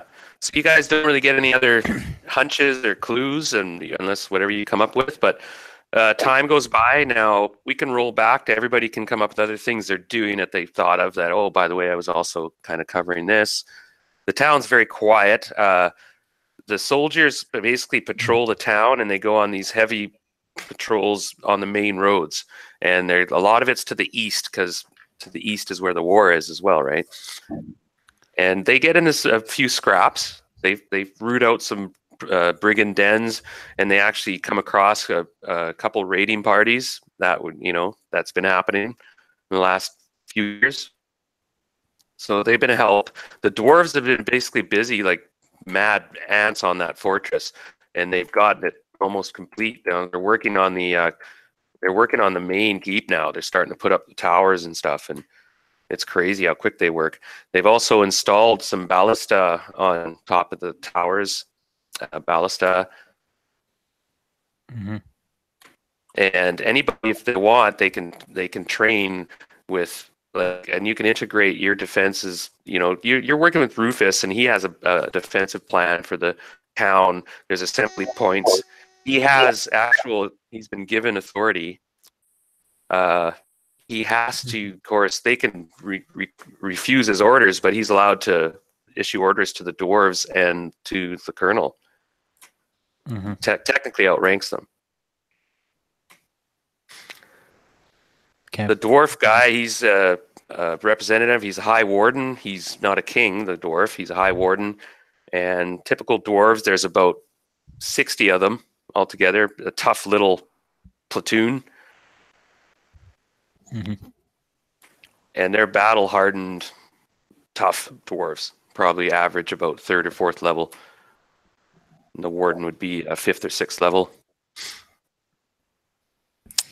And the average legionnaire there would be probably 2nd level soldiers. All right. And you can acquaint yourself with those soldiers. You can go and mingle with them and such. They're a rough crew and, typical soldiers. But these guys, there's foreigners too, all different shades, colors, and there's half orcs, and there's, there's even some dwarves and halflings in there.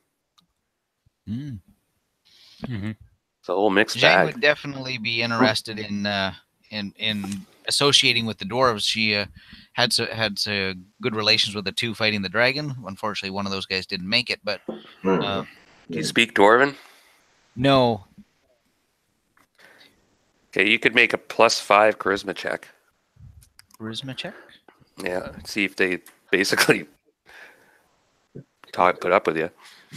Yep. Ooh, no, pretty sure they kicked me out. Okay, they don't like women. They don't like humans. 2 strikes against me, and I haven't even got even to talk to them. Basically told that nobody's allowed in the camp. This is out of bounds, but they're not assholes completely. Just these guys are just serious about their military and fighting. Yeah, and seriously, they're gender biased. All right.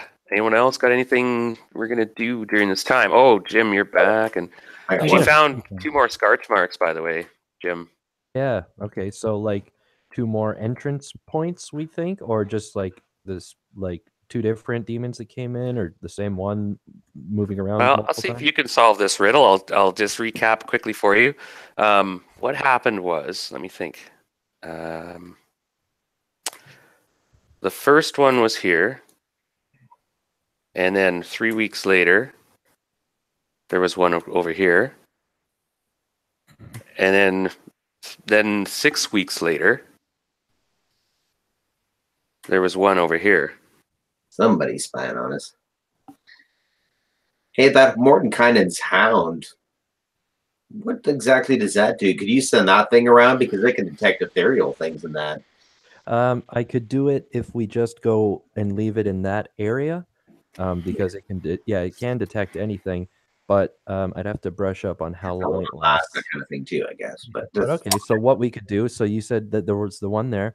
3 weeks later, that other one showed up, and then 6 weeks after the second one. We'll say 3 weeks later. She missed a roll, but I'll say that she found it. She made it. So okay. Do you think though, like we could probably put it together when the next one is going to come up? Like, I'm not 100% sure because there's only 3 marks, but perhaps it's making a big, like it's making a shape or some sort of circle. Like I'd probably look through the tomes or see what I've studied from that and see if I can figure if they're making any sort of pattern. Now this will cut into your time for other things. Yeah, well, this seems like a pretty pressing matter, so this Okay. I would put some time into for sure. So things are kind of put on hold. Whoever wants to get involved in this little conundrum, you're gonna have to wait 3 more weeks. You estimate, right? Oh yeah, but in that time we can do other things. But then once the day is like approaching, we'd get ready and be like, okay, well, let's think. Is somebody watching this hill? Yeah, we should post a guard up there just to. Well, Zhang would be out there with the school and stuff on a regular basis. So, and the construction and stuff. So, I could see watching that being part of her duties as well out there. I mean, she'd definitely have to come down and do construction and blueprint information and that stuff a couple of times a day. But she could definitely be out there already. All right, so you guys try to keep an eye on this place, and it's 3 weeks goes by, and nothing happens. Yeah, well, actually, no, that's not true. Make a roll. We'll let Boudica continue her patrols up here, and Yeah, because what I was going to say as well, when the time comes that we think it's going to show up, I can call up Mordenkainen's faithful hound for 20 rounds.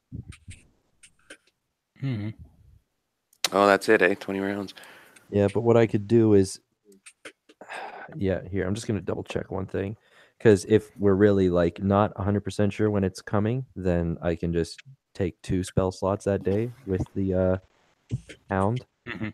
Which, yeah, I would just probably do that. So a total of 40 rounds. And yeah, of course, we'd try to do it at like dusk or something, in the evening. We wouldn't let it, I don't assume this thing's going to be popping up in the middle of daytime. Gotcha. One moment. So you missed your roll there, right, Boudica? Okay.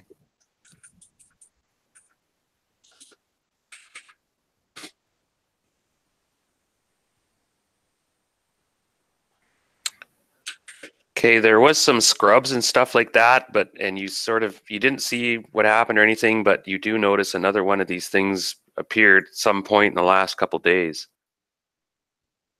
And to your surprise, it was over here, or maybe not surprise, I don't know.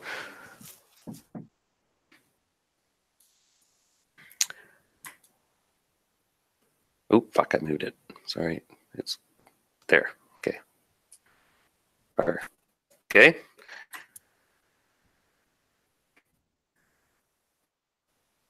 And yeah, it's just, you missed it. It's a pretty large plateau. You just happened not to see what was going on there. Is that the pattern you would draw a pentagram in? Or would that be completing like a summoning circle? Yeah, I was thinking either that potentially, or it does almost look like it's forming an arrow, and this is going to be the last place that it pops up, right? Hmm.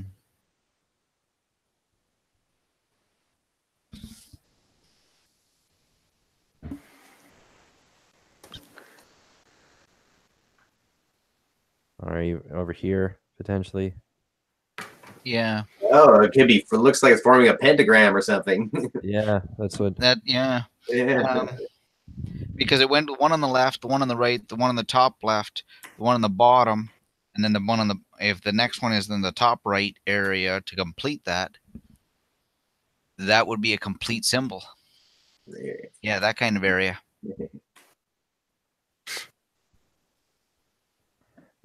I wonder if this is like, yeah. Try. So 3 weeks from now, we might have our last chance to set or break the setting that up. Yeah, so could we maybe pick out the area, Darren, and say, yeah, we think that this is perhaps a pentagram is being formed. So I was thinking there's a couple different things we could cast, and one of them, either the protection from evil, like whenever we think this is going to happen, or the minor globe of invulnerability. Yeah, those are very local in time and space. Yeah. You'd have to know specifically when. Well, we could tell, right? Like if we actually traced it out and we said, okay, well, these are the 5 points on the pentagram, just because that's the one we think it is, then we should be able to determine where we think it is, especially within it's like the 15-foot radius or whatever. Yeah, no, good call. Another question for Lito then. If this is what's forming, would something like what's the ability to sanctify an area interrupt one of these spots that's already set up? Consecrate it, you mean? Yeah. That's the word I was looking for. Yeah, we can maybe, especially Calmert or Giroux, we'd tell them about this and say, listen, we're not 100% sure what is going on, because I know that they kind of were getting along recently, if the Facebook post is correct. And yeah, we would tell them that we think it's maybe a pentagram, but we're not 100% sure. These little things where these demons are popping up. Let me see. A Is this- consecrate or a sanctify type thing, it might interrupt this Yeah. if we put it over top of one of the scorch marks and remove one of the points. Yeah, and does this play in with the visions that people had of the demons initially, like with the tapestry and stuff? Like, is this familiar or similar to those?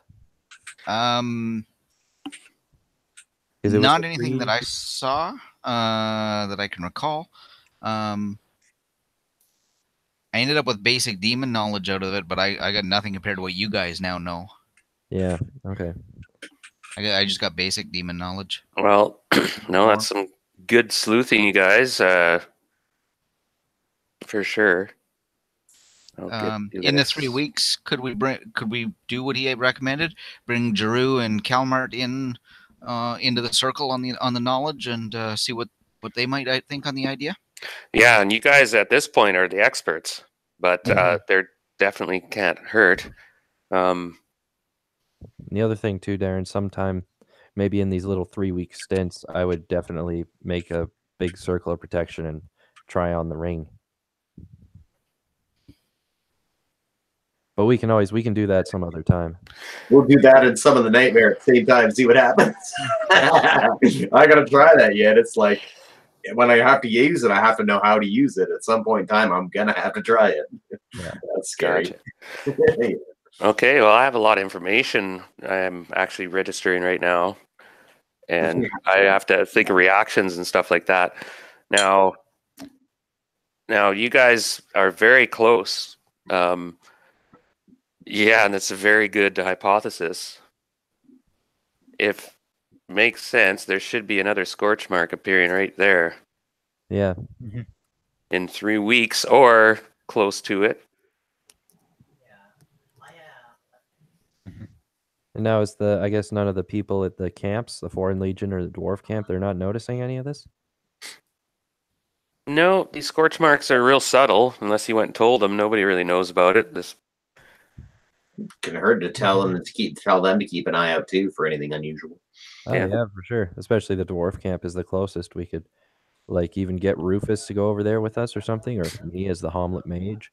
Say Right. that we've been noticing these scorch marks appearing, and we estimate that at this time, there could be something up there. And it's not like we're not asking them to take care of it, but we're just saying there's a chance that there could perhaps be something coming from that direction. interesting.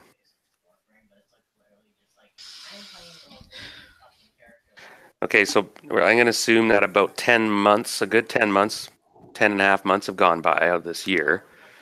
At this point, everybody has their plans going full blown. Now, Zhang, as to going into that valley, I'll have to let you know how we play that out. I'll get a hold of you this week, and Okay. if we play a little game or not, there's time. So back, you guys, yeah, it seems might be pretty serious what's going on here. So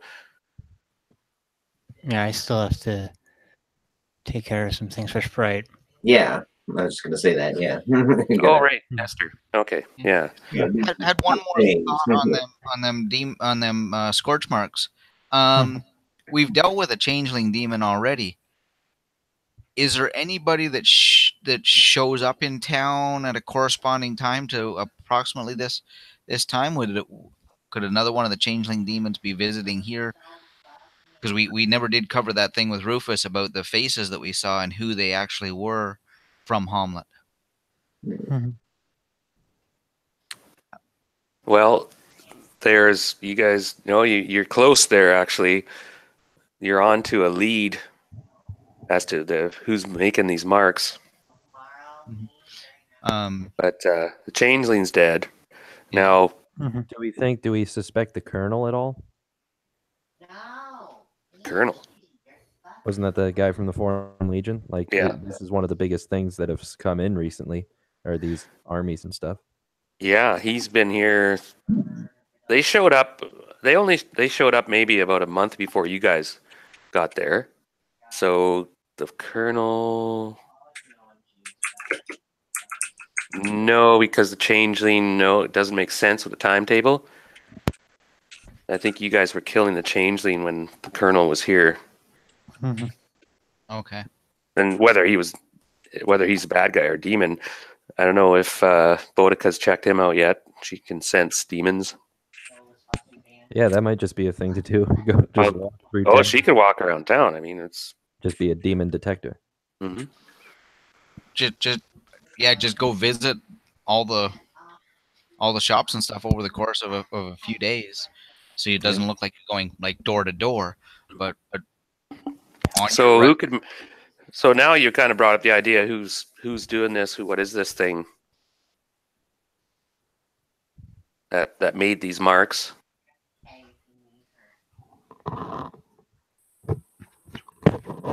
And anyway, it's you guys are keeping an eye on it. You're sending, regularly patrolling it and such, right? Mhm. And while you do other things, you kind of take turns going up there and checking it out, I guess. And then when the 3 weeks comes up, you guys are ready, I guess. Yeah, we'd be ready with, especially if the people from St. Cuthbert or if Giroux would even be interested in trying to like make this ground consecrated before anything demonic happens, some portal opens up or something is summoned here. Okay. Now let's do Nestor a minute first before it's... Yeah, okay, go ahead, Nestor. Yeah, one couple of things that that Sprite wanted to accomplish since he got back to Hommlet was properly set up shop with like alchemy and smithing. Yeah, you, me, and Brother Smith. Because I'm taking weaponsmithing too, so Yeah, I we was could gonna. go together and kind of build up his thing and put in a little laboratory or something in there. Yeah, and Then look, we could do the alchemy and the weapons together, and with Lido, maybe we can. I'm thinking too with alchemy, we might be able to figure out how to make like flaming arrows, acid arrows, that kind of thing too. All right, so Nestor, you wanted to set up a lab. Basically a lab that I could also do some smithing in because he's also gonna Talk to Lido because the two of you work together a lot about setting up a lab. Now, it'd be expensive to buy the equipment and stuff, but he's got access to a manor. yeah, the keep that the old mage of Hommlet had. I'm in the process of buying. Oh, right, because you inherited a keep because the old mage died. Sort of. They got to buy have lots of room for a good sized lab, probably. Yeah. And the other thing too is you and I, Sprite, should check out the portal that we found way back in the day at Rajdeep's monastery, because I think with what Jang has, and I think all of us can maybe figure out how to get it to work as well. Because I know Jang wanted to get a weapon made, right? Oh yeah, that's right. You collected some sort of, what was it, dragon teeth or something? Yeah, and you were gonna put them in your Manriki Kusari kind of thing. Your chain weapon. chain whip. Yeah. That's what I'm using as the weapon, as the chain whip. Kusinki.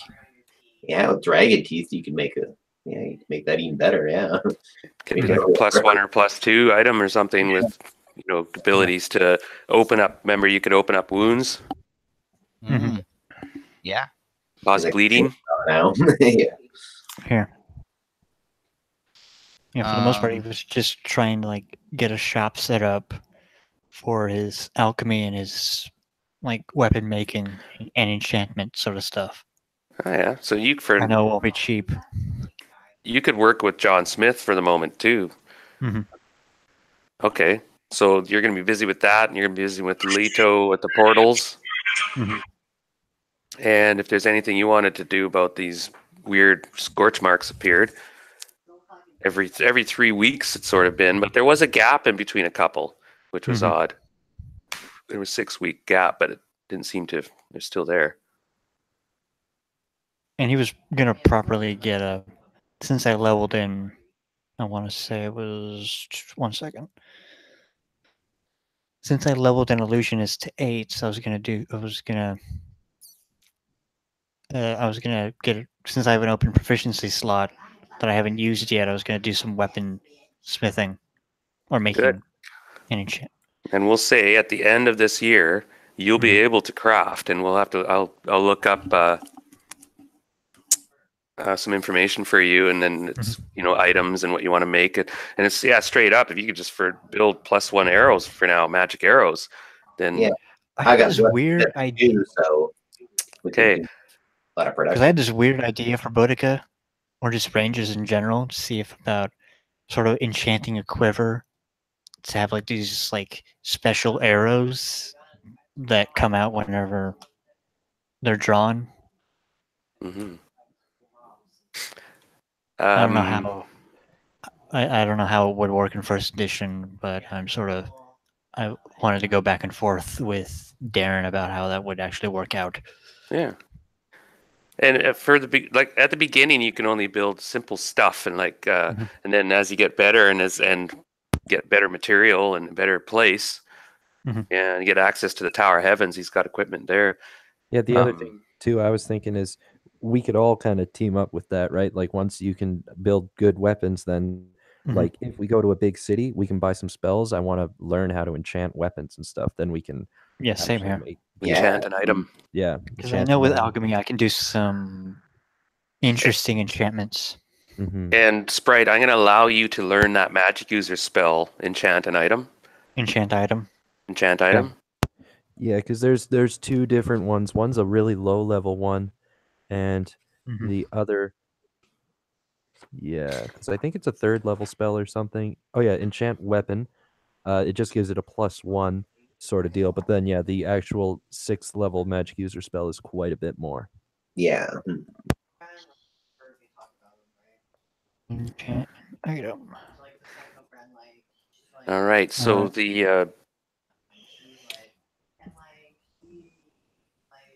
and I'll make sure to however we set up this lab for smithing and alchemy, I'll make sure to go through the book about specifications and all that fun stuff.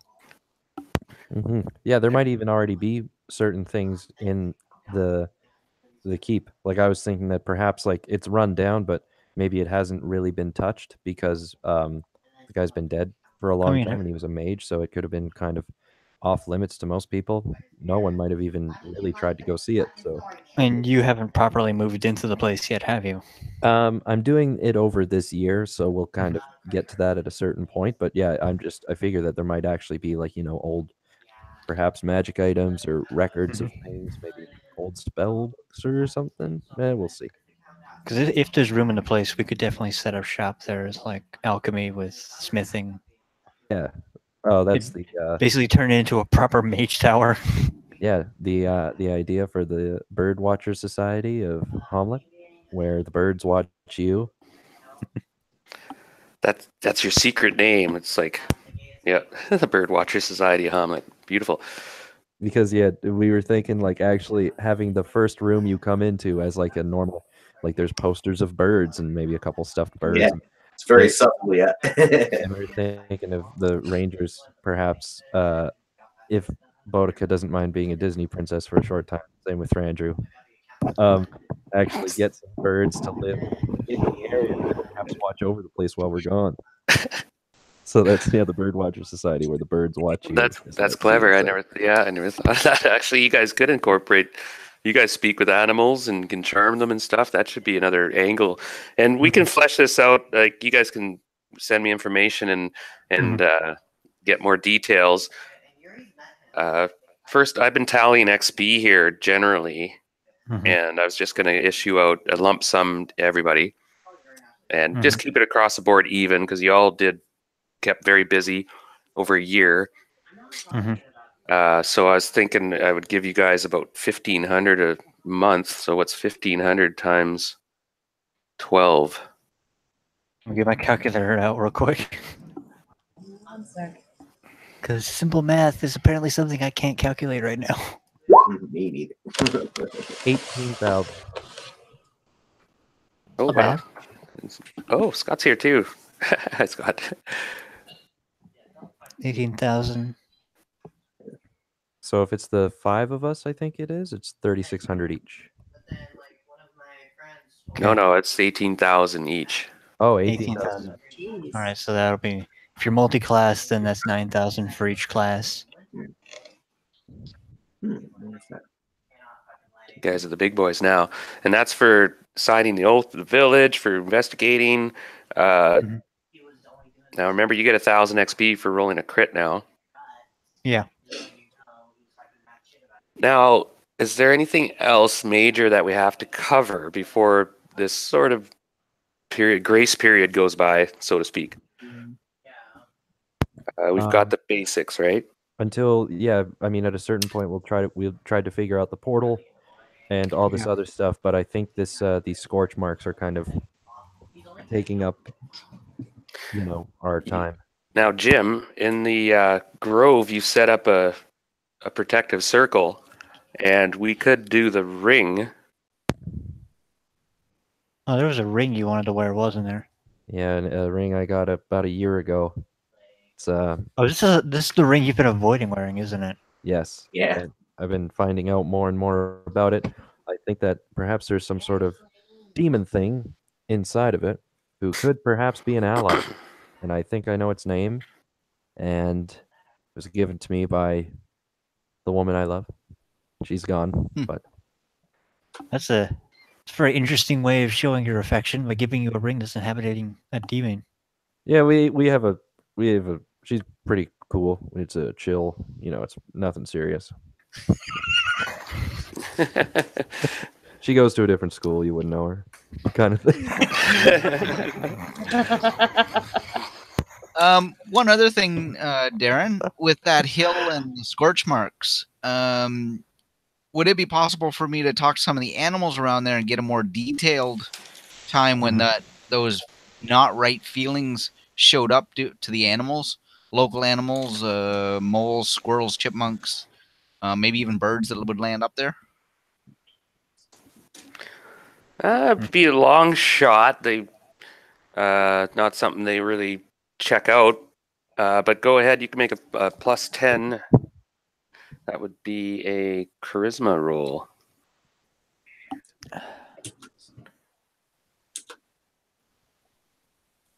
Oh, 25 is not going to cut that.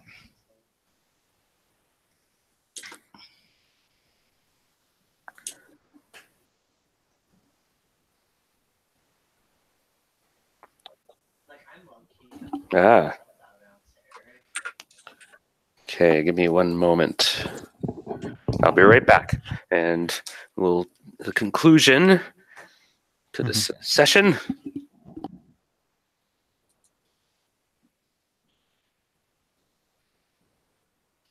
Oh, man. Ironically enough, earlier while I was eating, ended up getting a call from a mutual friend about a 3.5 game that he has going that he's looking for a player in. Oh, good. I haven't touched 3.5 in years. Yeah, that was actually because I played Rollmaster with Darren and Brad before I ever tried Dungeons and Dragons. And yeah, the first time I ever tried D&D was 3.5, and it was a weird time. The people we were playing with were just nuts. But yeah, this He's worked like, out a hey, lot do you better. want to join my 3.5 D&D game and my 3.5 Pathfinder game? And I'm like, sure. I haven't played 3.5 D&D in a while, so sure. Pathfinder I've avoided touching with a 10-foot pole, but I'll try it. Actually, they're coming out with a revised version of that. My brother and I are doing playtests for it right now. Oh, the 5th edition Pathfinder. 5th What's that? edition. The new version of Pathfinder they're doing. Well, I don't know if it's even out. They're just doing the playtesting on it. Yeah, I know. I'm also doing the playtesting for it. Oh, nice. Yeah, it's got some interesting concepts. Yeah, I like some of the changes they're doing with it. I haven't properly, from what I'm reading and going through with a couple of buddies, it seems interesting. I haven't really I haven't really touched Pathfinder until like more in depth until this recent playtest came out. Mm-hmm. Most of the time, I've just avoided it with a 10-foot pole. Like, I'll poke at it, but I won't Yeah. completely delve into it. So it'll be interesting going back into it. I mean, the D&D game will be interesting. It's a co-DM thing.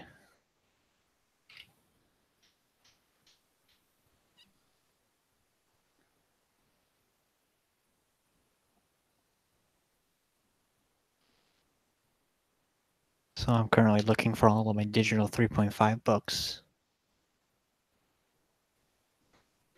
Yeah, the only 3.5 I've ever done. I'm sort of familiar with it because of like games like Baldur's Gate and Baldur's Gate 2 and that kind of thing. Mhm. A lot of them use a 3.5, so I know a bit about it. Yeah. It seems a little more in depth, but it seems like I like all the skills and clean stuff like that. It's great. Yeah. They put out Yeah, a lot of books 3.5 for it. is fun. Mm-hmm. Although, the only thing I don't like about it is that you almost become godlike after like level 10.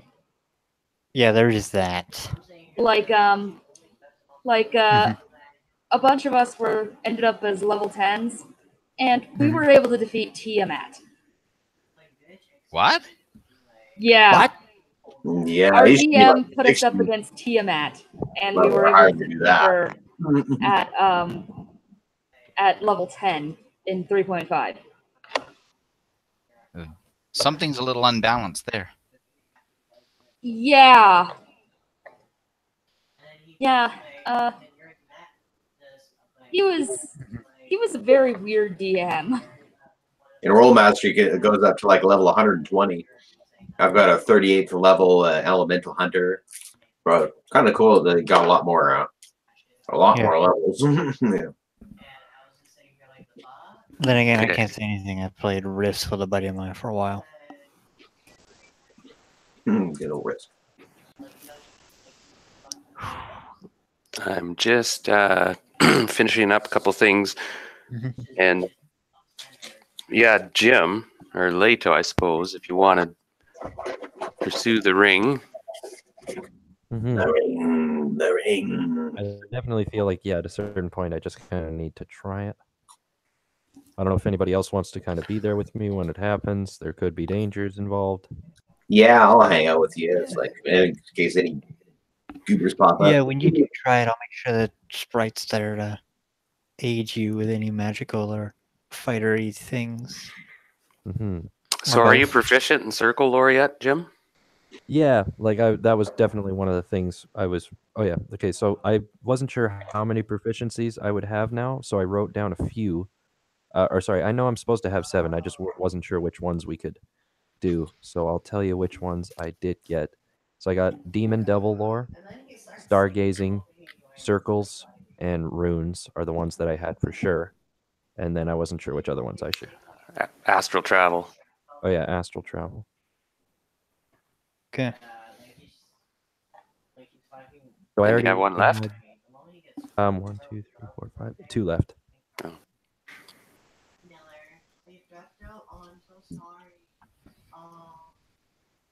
And I was looking through the. Oh, sorry. I was just saying I was looking through the Dungeoneer survival guide, but some of the things didn't really seem like they would fit in. But I'll try to find others. Okay.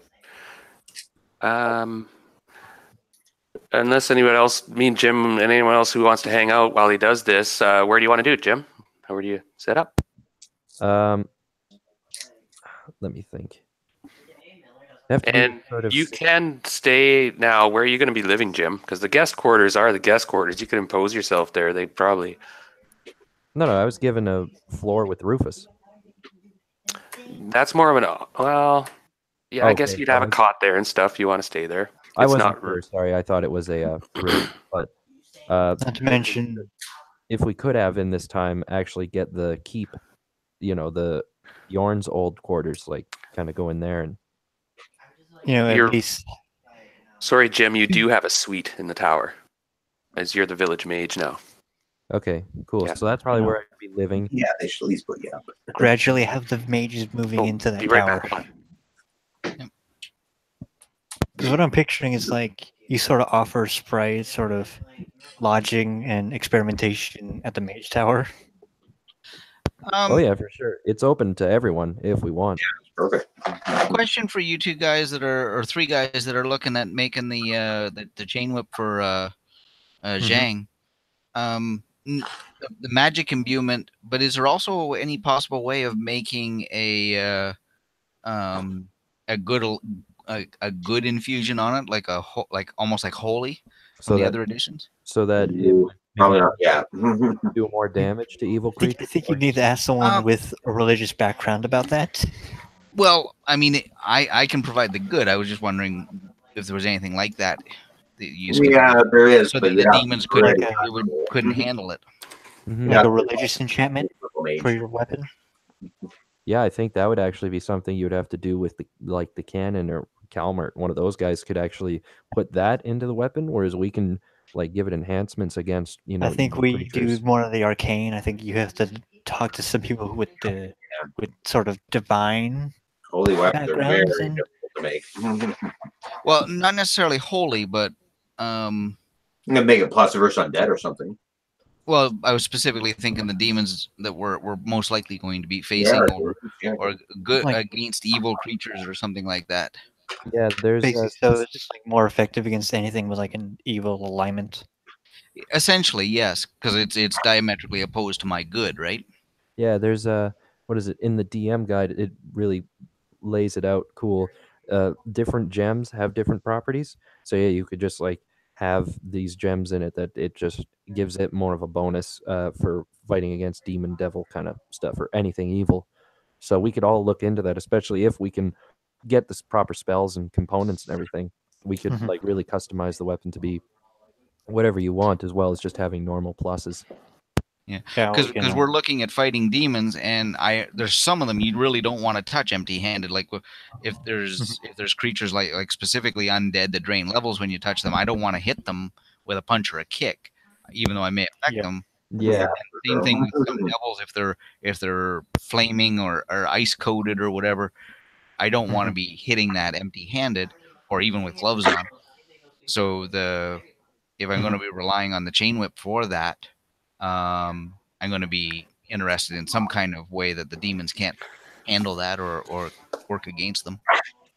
Yeah, I think over this year we'll do some research while we're setting up that mage tower. Whatever that entails, I'll leave that up to you guys to look at. and yeah, that's kind of where I was thinking, Darren, of doing the ring is if we've moved into the mage tower at this point, somewhere near there, where Like you during know, this year, when we have this place at least semi moved in to try it there. yeah. So that way it's away from the town. Well, you are. It's 10 months in. You guys, the place has been done. It's Nice. been renovated. You guys have moved in. You've set up a lot of those statues you guys found and stuff like that. You've placed around and tapestries and Brad, I've been following up on your submissions and such, and it is something that's I'm aware of. Just so you know, at the moment there's a lot on the plate. Yeah. Yeah. So it's all set up, Lito. You have a room you've designated as your alchemy room where you guys have set up gear. I'm going to say that you guys could shell out at least 10,000 gold pieces to buy the rudimentary tools needed. Like we're talking about large lens, microscopes and telescopes. Magnifying glasses. Yeah, but not various- good stuff. Like you're going to have to spend more to get the good stuff. Or Okay. make it yourself, sort of thing. That, well, yeah, exactly. Yeah. I've got like Yeah, one of you guys could take on lens making, and then you could build telescopes and focus points for circles of healing and such too. Use that to. It's very much you shell the money to buy it, or you make it yourself, sort of thing. With Oh yeah, Lito, I was going to mention Shelfie has an ancient art of circle lore, in that more than just magical circles, but actual technical, the art of using different lenses and circles of gold to make more spells more powerful. Okay, awesome. Yeah, that was one of the other things I was thinking for the proficiency as well. Is he was wanting to teach me about like the really scholarly studying, you know, and like I'd also be looking at the star throughout this year as well. Of course, like we were saying, keeping track of it every other day or every day, you know, just taking a look at it and making the markings and, you know, becoming more proficient with all that. Okay. I think I'm ready to go with the ring. I just had to read a bunch of notes, and then, but it's more or less on track. I didn't have to change much at all. It's been a long time. I'll just warn you. There's stuff has been going on, and there's whether the consequences are good or bad, you'll find out shortly. But it's since you've got the ring, Probably it's bad. now been close to 14 months, Yeah. 15 months, right? Yeah, and so of course we want to do this. I was thinking outside in this, you know, sort of maybe inside the keep area, but not just, you know, directly inside the castle, like, you know, Well, the to have a courtyard. proper circle, you need to have like a stone floor. Oh, okay, then never It's mind. probably like, 'cause I would imagine there's probably like an area. Or that's, like, wood if you want to kind take of- your chances, but you don't want to have any fuck up, right? Yeah. So sure how like- long do you spend preparing the circle? Oh, I would take, recommend at least a week. yeah, I would take as long as it needs to be, and then I would get ready and I'd actually cast the protection from evil, like when I'm doing it and So everything. make a dexterity check while you create the circle. Are you getting any help with that? I will help with any rudimentary stuff. Okay. It takes a week to prepare that circle and put the candles up and incense. It's going to cost you about 1,200 gold pieces because you have to use a fine, really fine grain metal to outline all the runes and everything. It's really Okay. expensive. I'm just taking that off the top. But you do have a circle, and if you want, Jim, and if you could get somebody in with the skills, you could have that circle carved into the stone floor. And then it in a sense permanent because you could put the grains into the carving and they would stay there. As a permanent circle of protection. Yeah, and then you cover up with some sort of epoxy. Well, in this world, it'd be like melted glass or something, and Yeah. that would make a permanent protective circle. It'd still be Yep. broken, but it'd be a lot harder. Some mouse wouldn't run across it and disrupt it. Right in the middle of Yeah. spell casting, you're fucked. Yeah, exactly. No, that's something that I would do for sure. I mean, you could have Sprite take care of that. I'm sort of Yeah, we could Well, get tell me how you want it. I can carve and Yeah, I've read up on it. You have to be so Cover. perfect. Any Yeah. the demons or whatever will look for that little thing. Now, remember when you first ran into Lareth, he would summon a type 1 demon to fight you guys, and Drusilla had kicked with her foot and kicked the circle open, and the demon turned on him. Yeah. yeah. So I would definitely like tell me how you want it made, and I will, you know, do all the carving and necessary stuff so you can I'm lay thinking it all down. once we've got it absolutely perfect, then yeah, we would really take the time with the melted glass, or like you were saying, Darren, like actually put this sort of thing on it that still, you know, it still functions as a circle of protection, but it wouldn't easily be disrupted. Yeah. Okay, so you spent a week though getting the circle for now, and you've gotten all your precautions ready. And I don't know if there's some spells that you could ready, but The protection from evil was the first one I thought of, like when we actually go to do it. Mhm. And then Oh, yeah. looking, because that day, of course, I would have looked at my spells and been like, okay, today is the day I'm going to be summoning this demon. What am I going to? Mhm. Yeah, so I got the protection from evil for sure. Okay. Minor globe of invulnerability in case things turn bad. Same with cone of cold. You know, all this sort of stuff. I'm essentially just here in case you need an And- extra hand to do fightery or Yeah, I'll hang out too. Yeah. Brandon and them are all watching Yeah. curiously, and there's a strange smell, and then there's a sense of power in the room. This sort of when he completes the circle, he's like, "Oh, it's done." He stands up, and you guys can see this perfect circle. Like now, Jim, did you roll that dexterity check? Yeah, I made it. Yeah, and I Okay. helped with any. The circle looks perfect. You guys are like, wow, impressive. And you can see that he was using instruments. He had like a string on a, and he was so careful. He checked. It took him a week. He was just meticulously down there with had this huge apparatus on his head with different lenses on it for zooming in, and he was so careful. Now, Leto, I'm going to let you carry that next time. You'll have to describe and so on. Exactly. Yeah. And I'll give you the material to read. We're going to get the manual to planes soon too. So Hopefully, But you guys are kind of shaking your heads, wondering why he's taking so long. But now you see it's a work of art. It's perfect, and it's got symbols, and they seem to give you a good feeling. This circle, and he goes and stands in the middle of it. Yeah, and I'm gonna turn to the rest of the group and I say, "Listen, I'm not quite sure what's about to happen, and yeah, just get ready for anything." And I'll cast that protection from evil, and I will put the ring on. Area cackles with energy, and you all feel that familiar sense of protection. And you slip the ring on, and it happens to fit on your wedding ring, right? Wedding finger. And you slip the ring on, and it's just the cold steel slips on, and nothing happens at the moment. And you look at each other, and so far so good. Didn't explode. No. Now, do I get a sense that the ring is acting up, or is it just dormant right now? You look at it, and it's dormant. All There's no glowing or tingling. All right. So I'm gonna, kind of take a look at it and I say, "Are you in there, Zanzibar?" And the effect is immediate. Yeah. Yes, there's a swirling. The actual that cage swirls and then turns in sort of an elaborate pattern and simply opens up, click, and then out of the ring there's this huge rip in the fabric and a swirling energy, and this concussion goes around the whole room, and everyone's kind of knocked back somewhat, and there's a form outside the circle. And outside said circle? Yep. It's a protective circle he has. You guys are fucked. You guys get inside the circle. Yeah, he tells you guys to get inside the circle, of course. Yeah, of course. And, Yeah, and the protection from evil encapsulates all of us. Yeah. So this figure, it's a female. It's probably about 5.5 feet tall. She has bat wings. She's barely dressed in this very skimpy outfit. She has a tail with a fork at the end. Little bat wings. Very pleasant form, of course. Very pleasant form. And flowing black hair. And she spins around in shock and looking.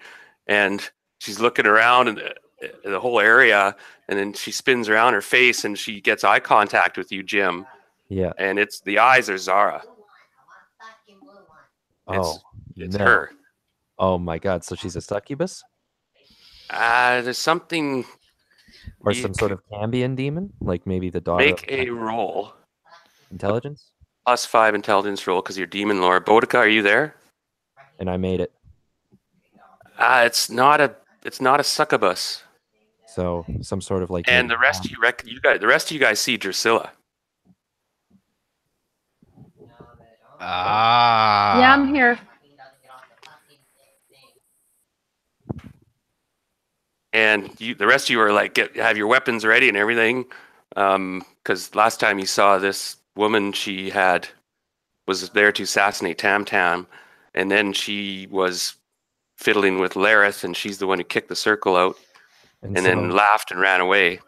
And so I turned, like, I just, I see everybody else's reaction, especially Zhang was like, "Oh," and I'm like, "Do you know each other?" Because I just I'm still in shock, and it's like, is it actually you, Zara? We faced off once or twice. Let's put it that way. She goes, Leto, it's been so long. What have you done? And she's looking around, looking. She goes, the ring! The ring! You put it on! And she kind of gives a quick smile. She goes, I cannot stay too long. What is the purpose of the ring? It was sheltering you? And I hope one day it can save me. You must help me. How can we help you? Right now. And she looks around again. She's like whispering for some reason to you. And she's like, for some reason, when I fled, I went back to my old master's domain. I am now in the court of Graz. And I fear if we stay too long here, he will see you and come. So how do we, what information can you tell us from the other side? There are massive armies on the move. Gratz and his allies are up to something big, and it's up to do with your world. We He's fear- suspicious of me, wonders why I come back. You see, and she looks a little bit shy and blushes a bit, if that's possible. He's my father. I see. And so why have you been helping us? I don't know, she gives you a look. I see. Okay. I shouldn't be. But with this ring, you are able to summon me. And I can help you. I can fight. She gives a vicious grin. And we will definitely need your help. And we will only call upon you in times of great peril because we don't want, Gratz knowing that you are here. Yes, I can only stay so long. A matter of, well, metagaming, there'll be a dice roll and such, and she'll be able to sense that presence. And she goes, sometimes I may not appear. There'll be a roll because I might be with him. And if I'm summoned, I'm actually here physically, she says. The ring is a ring of summoning, binding. I did on myself. I was desperate. And I so betrayed my old masters. how did you betray them? Gratz sent me to infiltrate Loth and her kind. But there's something else also. The demons are not in concord. They have different ideas, different plans. Mm-hmm.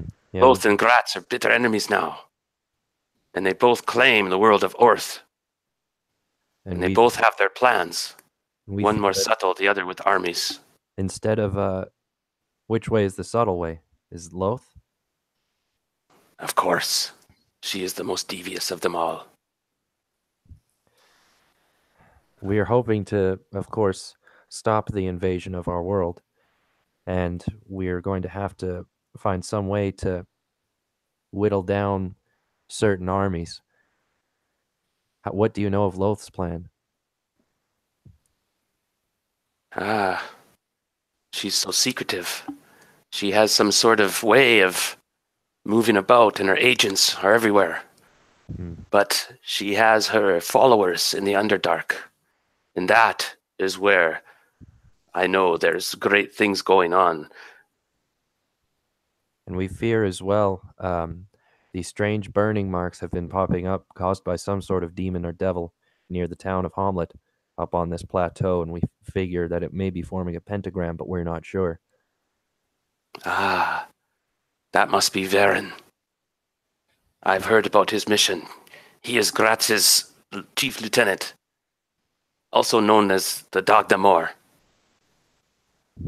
That name is familiar. Is he perhaps scouting? I fear more. You say, and we do not have much time. Scorch marks appeared. He's been busy. I fear Hommlet may be in danger, your small little village and your puny humans. How can we save it? Make a charisma roll, Jim.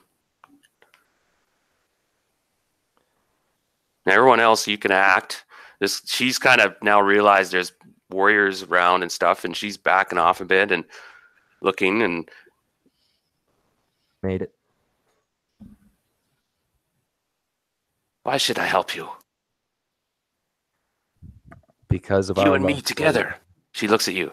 You and me together. We can become great. You don't need this world as nothing. There are millions of these worlds. But this one is my home. And this is where my family is. And I, of course, gesture to the rest of the party. And I say that,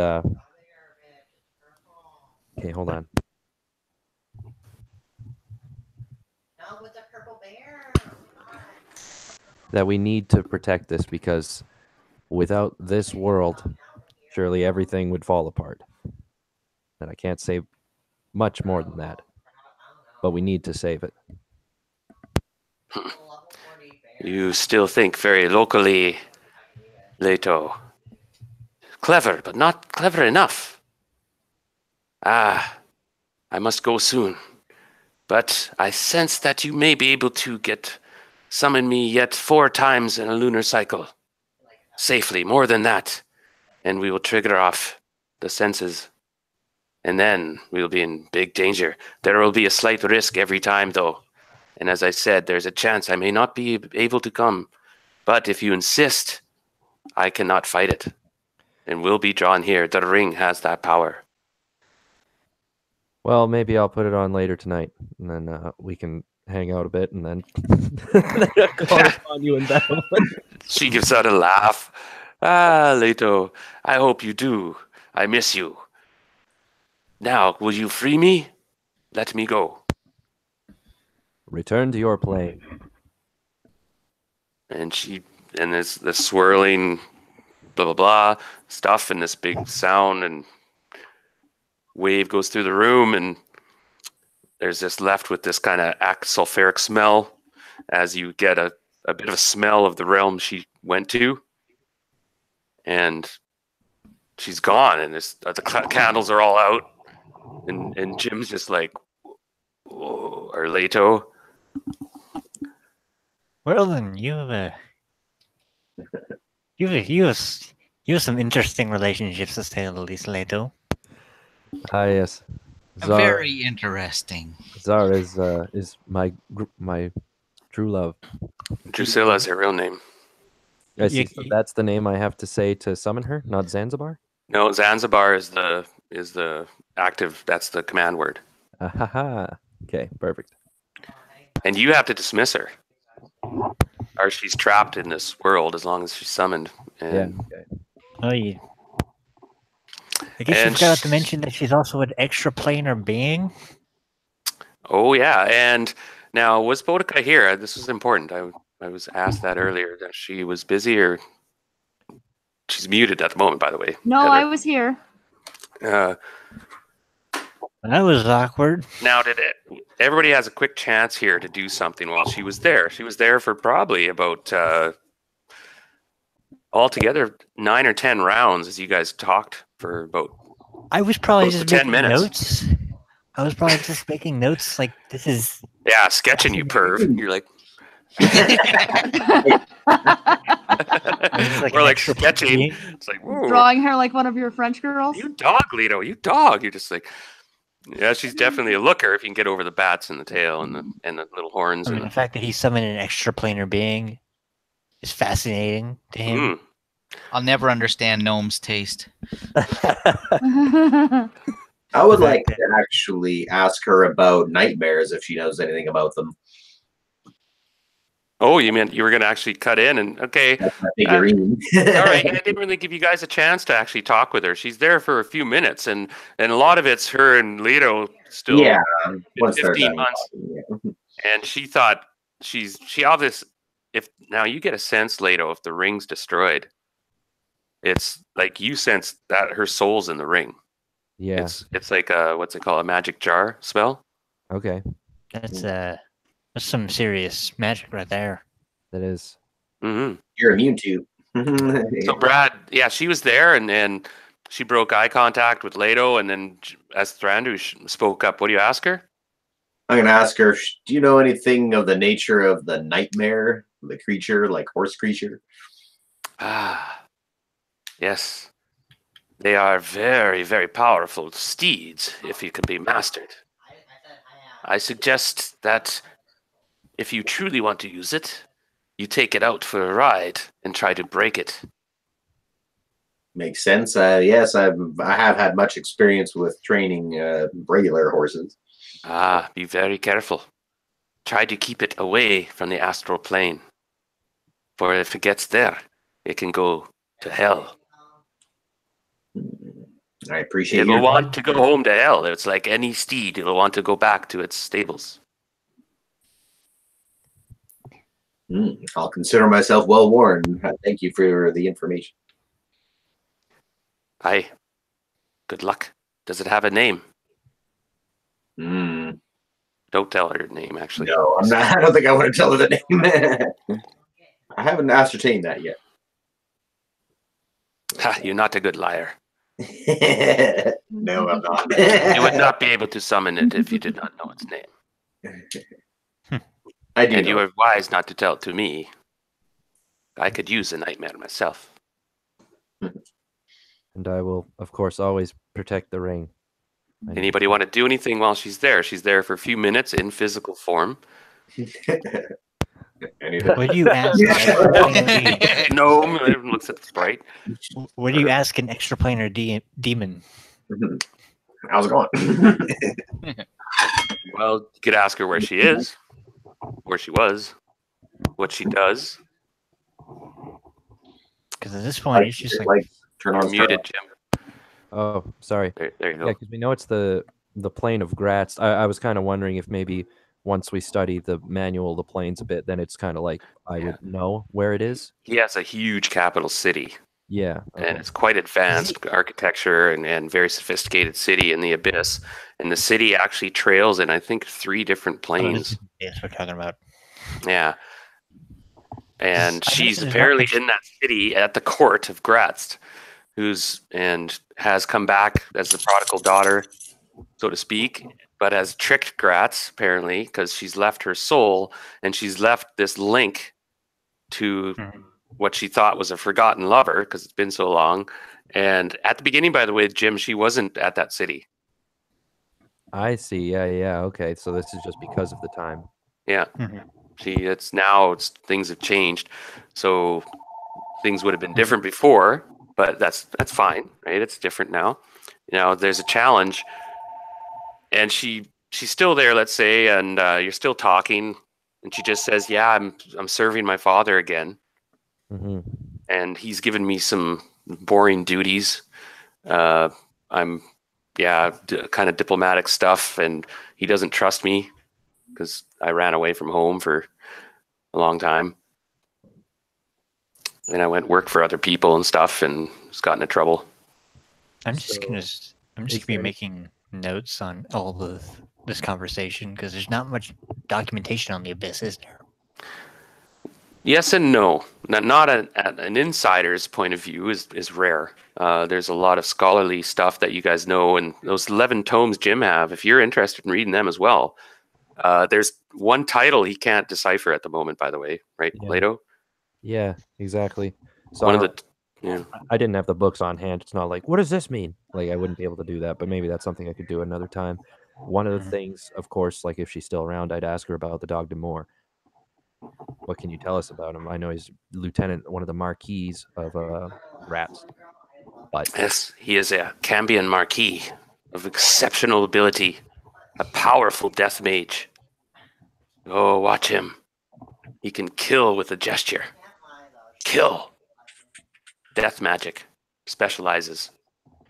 He has been operating in your realm. I know this. He comes back here regularly, but it's difficult to come here with the forbidding. So there is a city called Sigil,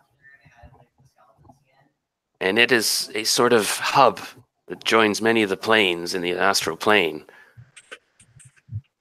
And he goes, it is possible in the future that we could meet there. I can go there. I would very much like that. Are you able to astral travel? I am just learning those abilities, yes. Remember that city, Sigil. Sigil. A nightmare can astral travel, but that's very risky.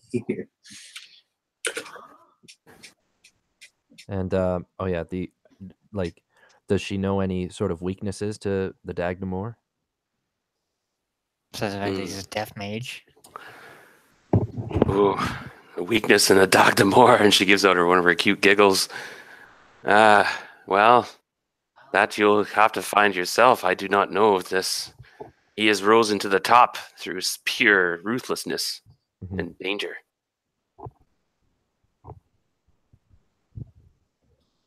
Well, thank you, Drusilla. I guess I kind of call her the new name and everything. I think And she we, can't come into the circle, so she's just like been staying back. She took some steps forward when she looked down and saw the circle. She's like, Yeah. I mean, we weren't expecting her. It was more or less we were expecting a demon to come and kill us. I was expecting a large ex-lover of Zara's. I was kind of ready to fight him. She laughs again. Well, that's wise. And she goes, but the Dr. Moore, if he has his eyes on Hommlet, you can bet he'll be one step ahead of you. Well, it'll still be a good fight. I start thinking 2 steps ahead or 3. And she's looking around. She goes, yes, for the next month, though, I will have duties at the palace. You could probably call on me at any time, but I'd keep it not more than once every 4 or 5 days. Mm-hmm. And I don't know, it depends. Sometimes I'll be able to stay longer than others. And well, for now, I guess I can help you in your little petty mortal world. She looks around at your friends. You have the same friends? Yes. I recognize that one. She points at Thranduil. I feel like, of course, one of the main reasons to keep this world alive is because I'm here as well. Why do you think I'm even here, you silly fool? But you do have the ring. Well, I best be going. Gratz is away right now, but his lamias, he has a personal bodyguard of 6 lamias. Ugh, bitches. Tally ho! She blows a kiss at everybody. And then, can I go now? Yeah, so tell her, goodbye, that I still really care for her, and that, she can go back to her plane. Oh, you can say it. What, that I love her? It's a Kodiak moment. And she gives you raised eyebrows. She disappears in the swirling mist. And you guys, again, will go back to where you were all like, okay. Well, we got some written information about the inside the hierarchy of the abyss. These aren't tears. It's just raining on my face. Yeah, everyone's looking at you like, well, what were you? Those boogie nights. That was resourceful, at least. Consorting with the enemy. We've got some information. Indeed. Well, I guess now we are slowly moving towards a grand decision. Now I'll give Boudica a chance here to speak up. Gotcha. That had to have been awkward for you. Because if you were there... Yeah. And I distinctly remember Drusilla? losing Drusilla. Thank you. I distinctly remember her. She was kind of a psycho bitch. You just don't know her. So how would you get a bit more information Says from the her? man who stuck his dick in it. Ooh. Yeah, get demon herpes. Yeah, that'd be right. So what I'm getting at, Boudica, is that you can sense demons Yeah. and chaos. And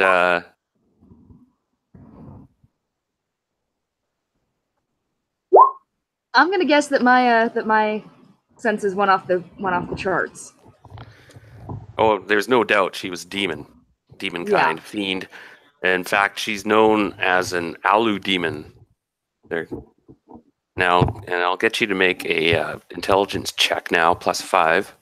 Okay, cool. Hold on a second. Let me get roll 20 up. And Jim, you're sort of a bit anxious moment, Mm-hmm.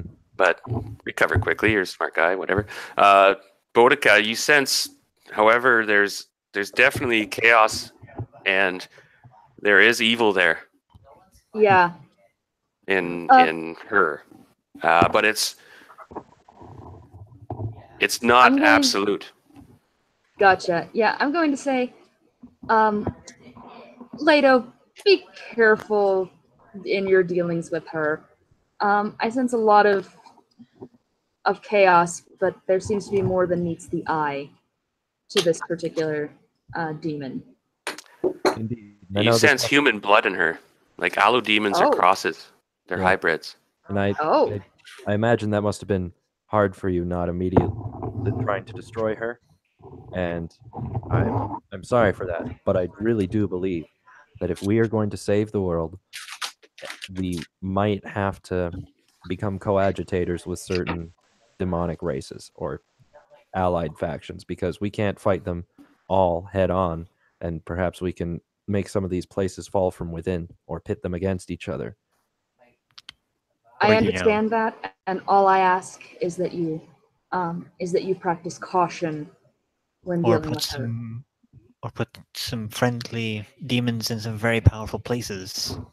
Or at least insects. So Scott, you might as well come in here. You must be up in this room as well with Gwyden. Come on. That's awesome. If you want to step up, this is what I meant, Scott. If you want to step in and play, and that's awesome. You are around. He's having, no, I'm a wallflower. Well, and he's On the wall. he's making some hilarious comments. He is. so- I was like, he's like the two guys in the Muppets. It's like, Yes, he is actually. that's awesome. Anyway, so she's gone now, and you're all kind of giving Leto a hard time, and everybody is excited. Now you are out at your manor now, right? You're probably about a half day's journey from Hommlet. Indeed. Okay. Some of us are just excited in different ways. That yeah. Hey, I got an insider's perspective on what the hierarchy of the abyss is like. Yeah. I'm going to be starting a short novel based on this information.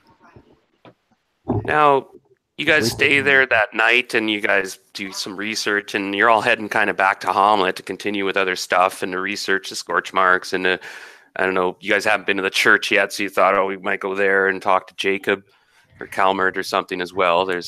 Jacob's been busy, by the way, researching stuff. He's the old-timer librarian. Not much of a church-going gnome. You guys can Not handle that on your particular. end. No, but we would definitely go to tell them about what is going on. And specifically, I'll go to Jacob, the guy with the books, and I'll say, listen, I've come across these wondrous tomes, and I've been researching them, of course, with great caution. And we feel we know exactly what is making those scorch marks. We believe that the Marquis of Gratz, the Dog d'Amour, the Death Mage, has his eyes on Hommlet. Well done. And I gave you guys XP for that already. You guys actually put me on the spot a bit, and you've forced the Dog d'Amour to accelerate his plans. And so what's going to happen is you guys had been ready. You're getting ready for this 3-week schedule. And then a week went by while you did the circle and got ready for the ring and so on. And then you guys head back to Hommlet. And 3 days later, I'll give you guys a chance to see if somebody happens to be in that neighborhood on patrol or watching that hilltop. Now, that would be between, I would say, Boudica, Zhang would be in the area, and possibly Leto. So all three of you can make plus, and I'll call it dexterity checks at plus 10. If possible, I'd like to be accompanying Leto. Sprite could be there. Okay, Sprite as well. Nice, you made it, Jane.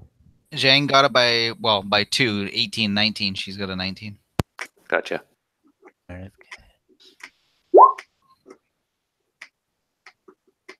Nope. Overshot it by 1 point. Sorry, and Gotcha. if I want to be there too, it's a plus 10 dex check. Yes. And Gwyden, if Oh God. Ew. It is a bit of a long shot because this kind of caught you off guard. Yeah, it wasn't when we were expecting it. I think Zhang did make it though, right? Yeah. Yep. Okay. Mm-hmm. And anyone else? I suppose Thrandrau, you're in Hommlet at this point, Okay. and you're working with John Smith, and you're working with Sprite right now, and you guys are discussing how to, set up an area. And John Smith's a bit excited about working with some neat materials and making stuff. So you can use his shop, which is fairly well equipped. You could make up to like +1 stuff in there probably, and some armor and things. You know, he doesn't have like cold forges and stuff like that, or lava. Place, Yeah, so Thrander, you can make a +10 dex check as well. And anyone who wants to, and you all can make them actually, I suppose. If This is for the hillside, observing the hillside. yeah, and just to see if somebody happens to be in that area, or 2 or 3 people could be there checking it out or something. Okay, so Brad, you're probably at the Smith or something. I gotta take care of something real quick. I'll be right back.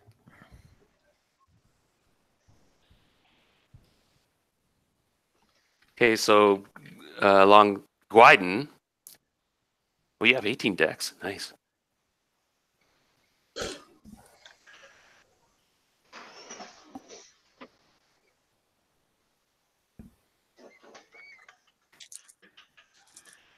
Shouldn't fail many dex checks at 19.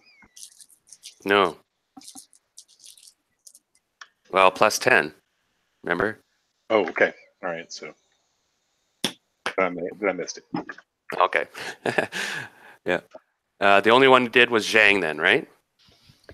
Looks like it. That'll probably be beneficial to you guys because Zhang, you went back to helping out and building your school and stuff. And yet you're keeping an eye on the hill. You go up there every once in a while just to go check and just in whatever part of your patrols, who knows. And one early morning before they started construction, finishing up the roof or whatever on the school, it's almost completed, by the way. You're doing your runs. Like, remember at like 4:30 in the morning, you get up and go crazy. Couple of dozen kilometers, nothing much, just a little light warm up. And you see a flash in the darkness up on the on that ridge. And you're a little ways away. You're just heading out, and also you look to your left, and that ain't normal. And it's coming from this direction up on the hill. Yeah, definitely going to pay attention to that, and maybe take a swing back around by the school here and go around that hill. Is there any way to see up there without actually running up it, like from even? No, you would have to run up the side to see the top. You just saw the flash. It's kind of a greenish tinge to it, and you're thinking, and this is probably 3 days after the week, so it's probably about 15 days before the scheduled 3-week cycle. Something's definitely not right. That's worth taking a jog up there to see. Right. Okay, so it's quite a distance. You probably have 1,000, 1,500 feet to go. It'll take you 5 minutes or so, and you quickly sprint over there. Now, are you being cautious or just running as quick as you can? Without making it appear that that's where I'm going directly to, I'll make it look like I'm doing a run. All right. So you zig up the trail, and you get goosebumps as you get to the top, nearing the crest of the hill. And you're probably about here along the river. Okay. And you usually run around the riverbank and then run around the encampments and stuff, do a complete perimeter of the whole town, right? Yep. And you get goosebumps as you get into the top, and you can see that there's a bit of a slight lime glow coming from the hilltop. And as you near the crest, you start to hear the creak of, it sounds like wagon axles and the groan of leather stretching, and you hear the harsh whispered barking orders. What languages do you speak? Just one of the Asian tongues and the common one here, I believe. Okay, there's some foreign language and some harsh guttural baritone barking orders. I'm gonna just try and sneak up to the edge of it now and see try and catch just a peek over the edge up there. Okay, you can make a move silently. Okay. Take that off. off there. It's percentage. Made that. I have an 80. Okay, you creep up. Now you sense you got to be careful. You're like, oh shit. Mm-hmm. And you hear commotion up there. And you creep up to the edge and look up, and you see there's a tree on your left that you could climb up to get a good view if you wish. But you can make now there's some activity. You can see through the bushes and stuff that there appears to be multiple large figures. And they're moving something. They're moving some contraptions. Yeah, I'll definitely find that one of them trees. This is winter again, or almost winter. No, this would be next fall. Next fall, okay. Still some leaf cover on the trees. Yeah, it's fall, just starting to fall. Yeah. Okay. Maybe try and find a good height deciduous tree with some good cover in it still that I can get some height out of to look in there. Okay, so while you're climbing up this tree to get a better view, I'm going to go back to everybody else and Bodica, roll a +5 charisma roll. And where would you be about now in an average 5 in the morning, 4:30 in the morning day? Probably in my quarters praying. Or wait, no, I pray at the moon's zenith. Never mind. Probably getting up ready for the day. And you can have a place where you kind of pray and get ready. Now, remember the ancient fountain, the meditation fountain? That's a really nice spot. Yeah, that's probably where I'd be. Okay. Make that +5 charisma roll, please. Oh, you did. Already did. Gotcha. And I did not make it. Okay, so you're good. Leto, where would you be on an average 5 in the morning? And everybody think about this for a minute. Yeah, it depends. Probably. I'm going to assume you're in Hommlet. You're either. Go ahead. Yeah, I'd either be maybe with Rufus in the morning or talking to the mayor about what's going on. It's 5 in the morning.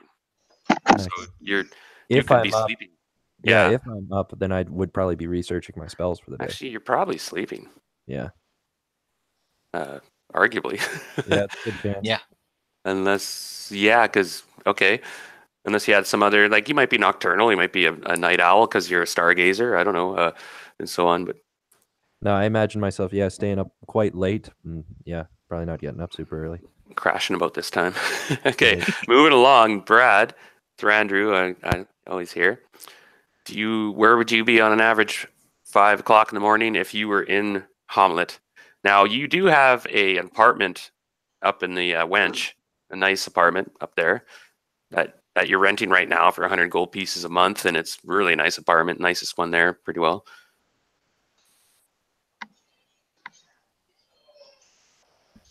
And I think he's not here. So Zhang, you're up the tree. Yep. Bodica, you're doing your thing. Yep. You climb up the tree and you see now that the pentagram is complete. Apparently there's a dark cowled figure in the middle of the pentagram, and I'm just going to... And there seems to be an entire invasion force that has been transported here, mass transported onto this hillock, and they're in the process right now of pushing a significant number of catapults, and there's a trebuchet there. There is a large squad of, they must be giants, and they're crudely dressed with crude weapons. You're not really expertise in giant kind, but you're not sure what type they are, but they're huge, and they got big crude clubs and hatchets and such. And there's 2 troops of them, and they're just they're getting organized, and you see they're yelling orders. But there's this one black cowled figure who walks out from the center of the pentagram, and he walks to the edge of the encarpment, and that's the Dagda. You recognize him from your dreams. And he's addressed. There's 4 acolytes with him who are similarly dressed.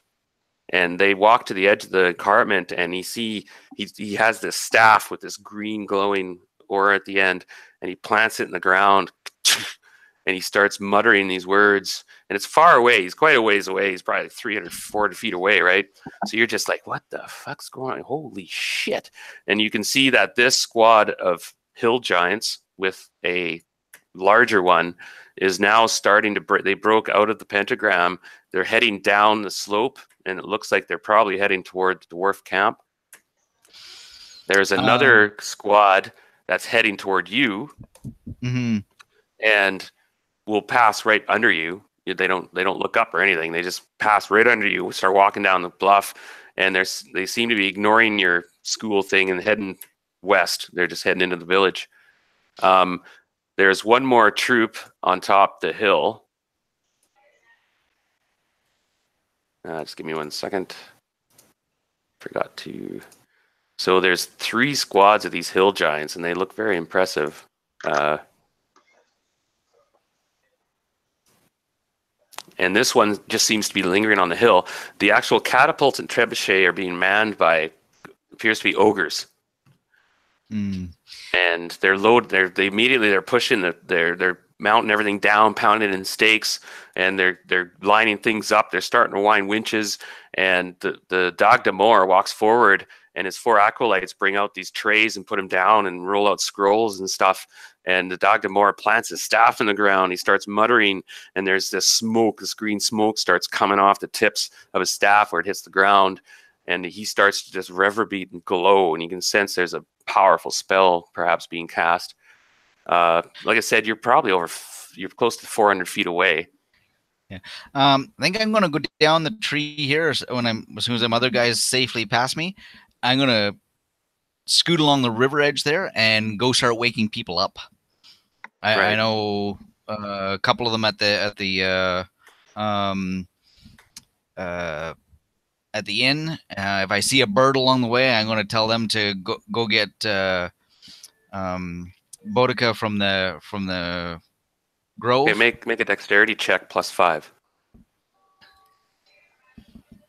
Dexterity.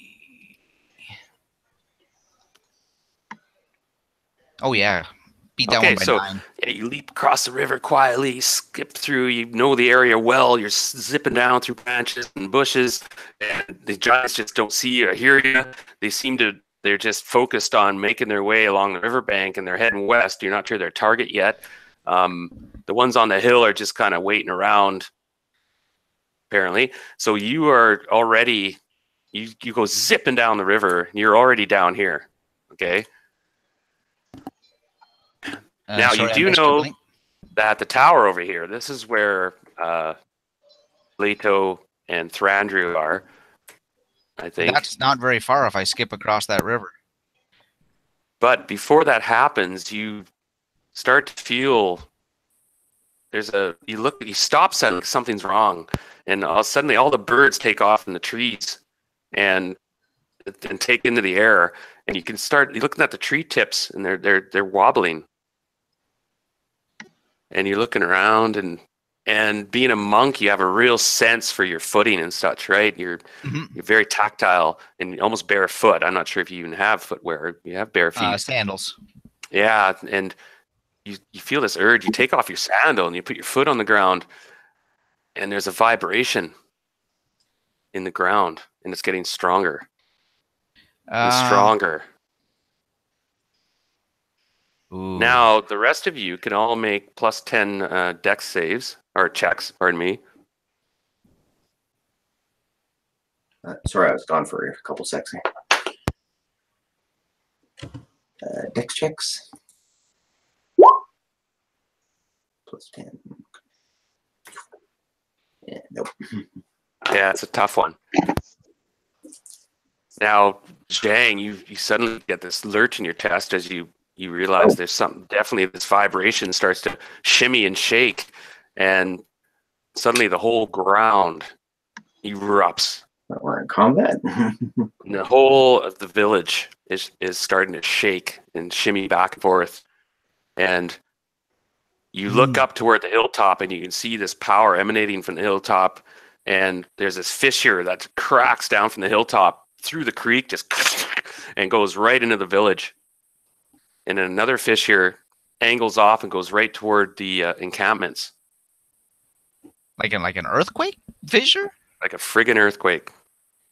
Ooh. You guys are experiencing earthquake spell Where are we at right now? in the village. Oh, okay. I'm not sure where you are. You missed a lot. So anyway, That's devastating. yes, I'm going to conclude this session with you all suffering the effects of an earthquake. Yeah. Now, it's going to potentially be devastating, of course, Yeah. as you all are suddenly aware of some catastrophe happening. You're whatever, if the tower collapses or if you're like, there's big cracks appearing and throughout the village. The creek itself is just disappears and flows into things. Buildings collapse. There's this huge epic shaking. Now, Zhang, you're the only one who at the moment knows that this is just part of an invasion. Mm-hmm. Yeah, the rest of us are just being awoke, or what, you know. Very roughly. Yeah. Yeah.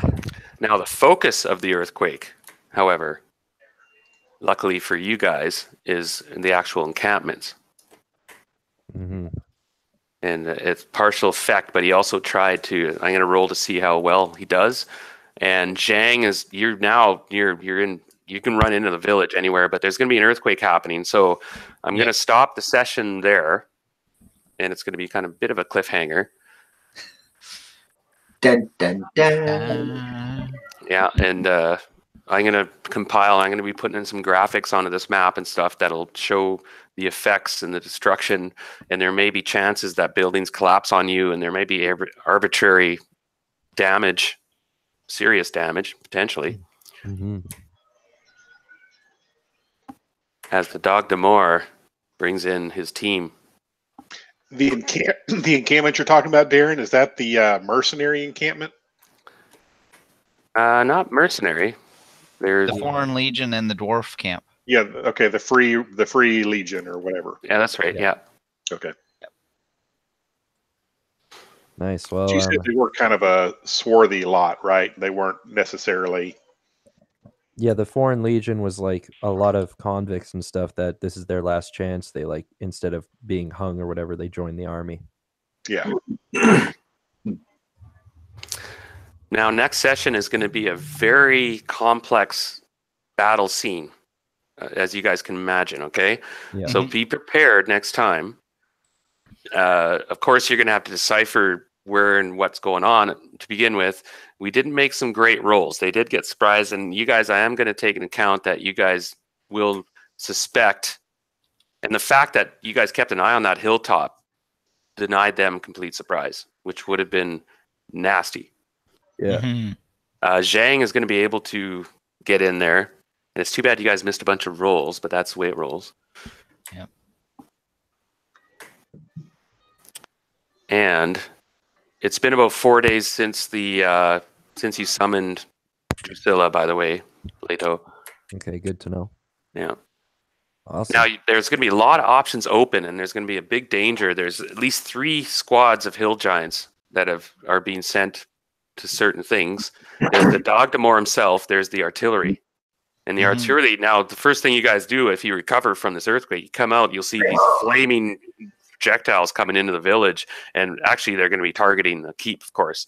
And so you're going to be woken up quite rudely, Leto, Mhm. and whoever's there, as flaming catapults light up this place.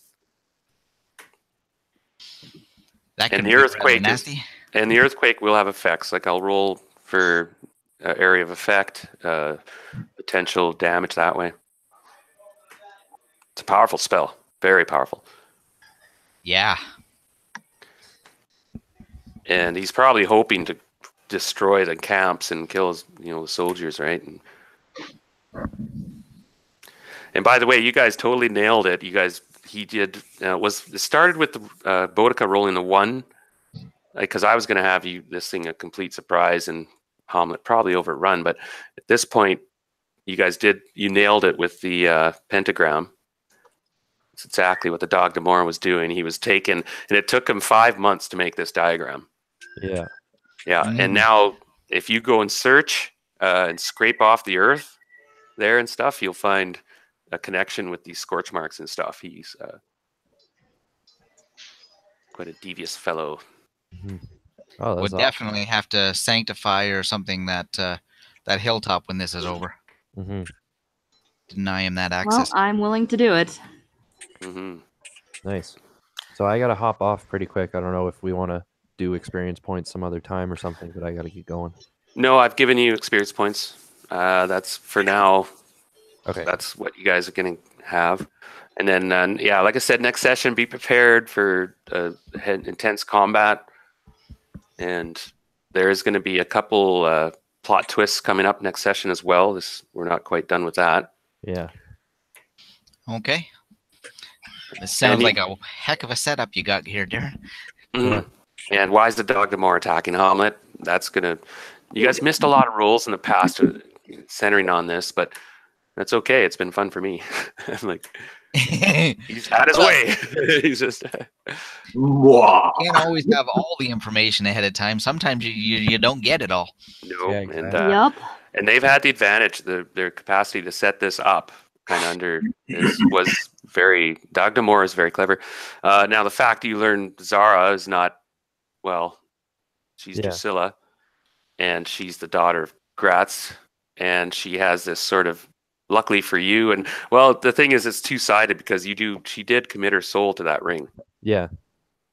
and she's still hiding from somebody. Yeah. No, for sure. But we also did learn that one tip she dropped the Both and Gratz red odds, and Yeah. two different camps and Yes, yeah. so And Loth is using the Underdark, and she's using her drow followers to do something from the Underdark. And what that is yet, you're not quite sure. Mhm. And the Dog Damore works for Gratz. He's Yeah, the Marquis. yeah. So sometimes the enemy of my enemy is my friend, but not quite. We have to meet this Gratz guy. Yikes. Alrighty. Well, I'll see you guys later. I gotta hop off. And Sigil. Remember Sigil. All right. Yeah. Thanks, Jim. Yeah, no problem. We're all set up. Sigil, yes, I remember you mentioning that, but I didn't write that part down. It's now Leto knows, he's ran across it in his studies, and scholars know of it. It's like this interdimensional city, cosmopolitan city, where anybody can go there. Anybody. And it's sort of ran by this council that keeps law and order, and it's not good or evil, or it's got everything there. Huge city. It's said to look like a big donut. Donut. Yeah, and a hollow donut, where the city's on the inside, right? So technically, you can look up and you'll see the city curves on a plane, and you can look at the top of the other part of the city. It's really weird if you go there. But Leto will have to tell you about that. Sigil, she can apparently meet you there, sort of safe zone if you want to travel there. That is, you have to use the astral plane to get to Sigil. But that's where Leto and Sprite come in. They're specializing in gating and portaling, and his psionics, he got this ability, astral projection, where he can actually take a group of people through the astral plane if you know what you're doing. Yeah, well, I'm going to stop broadcast.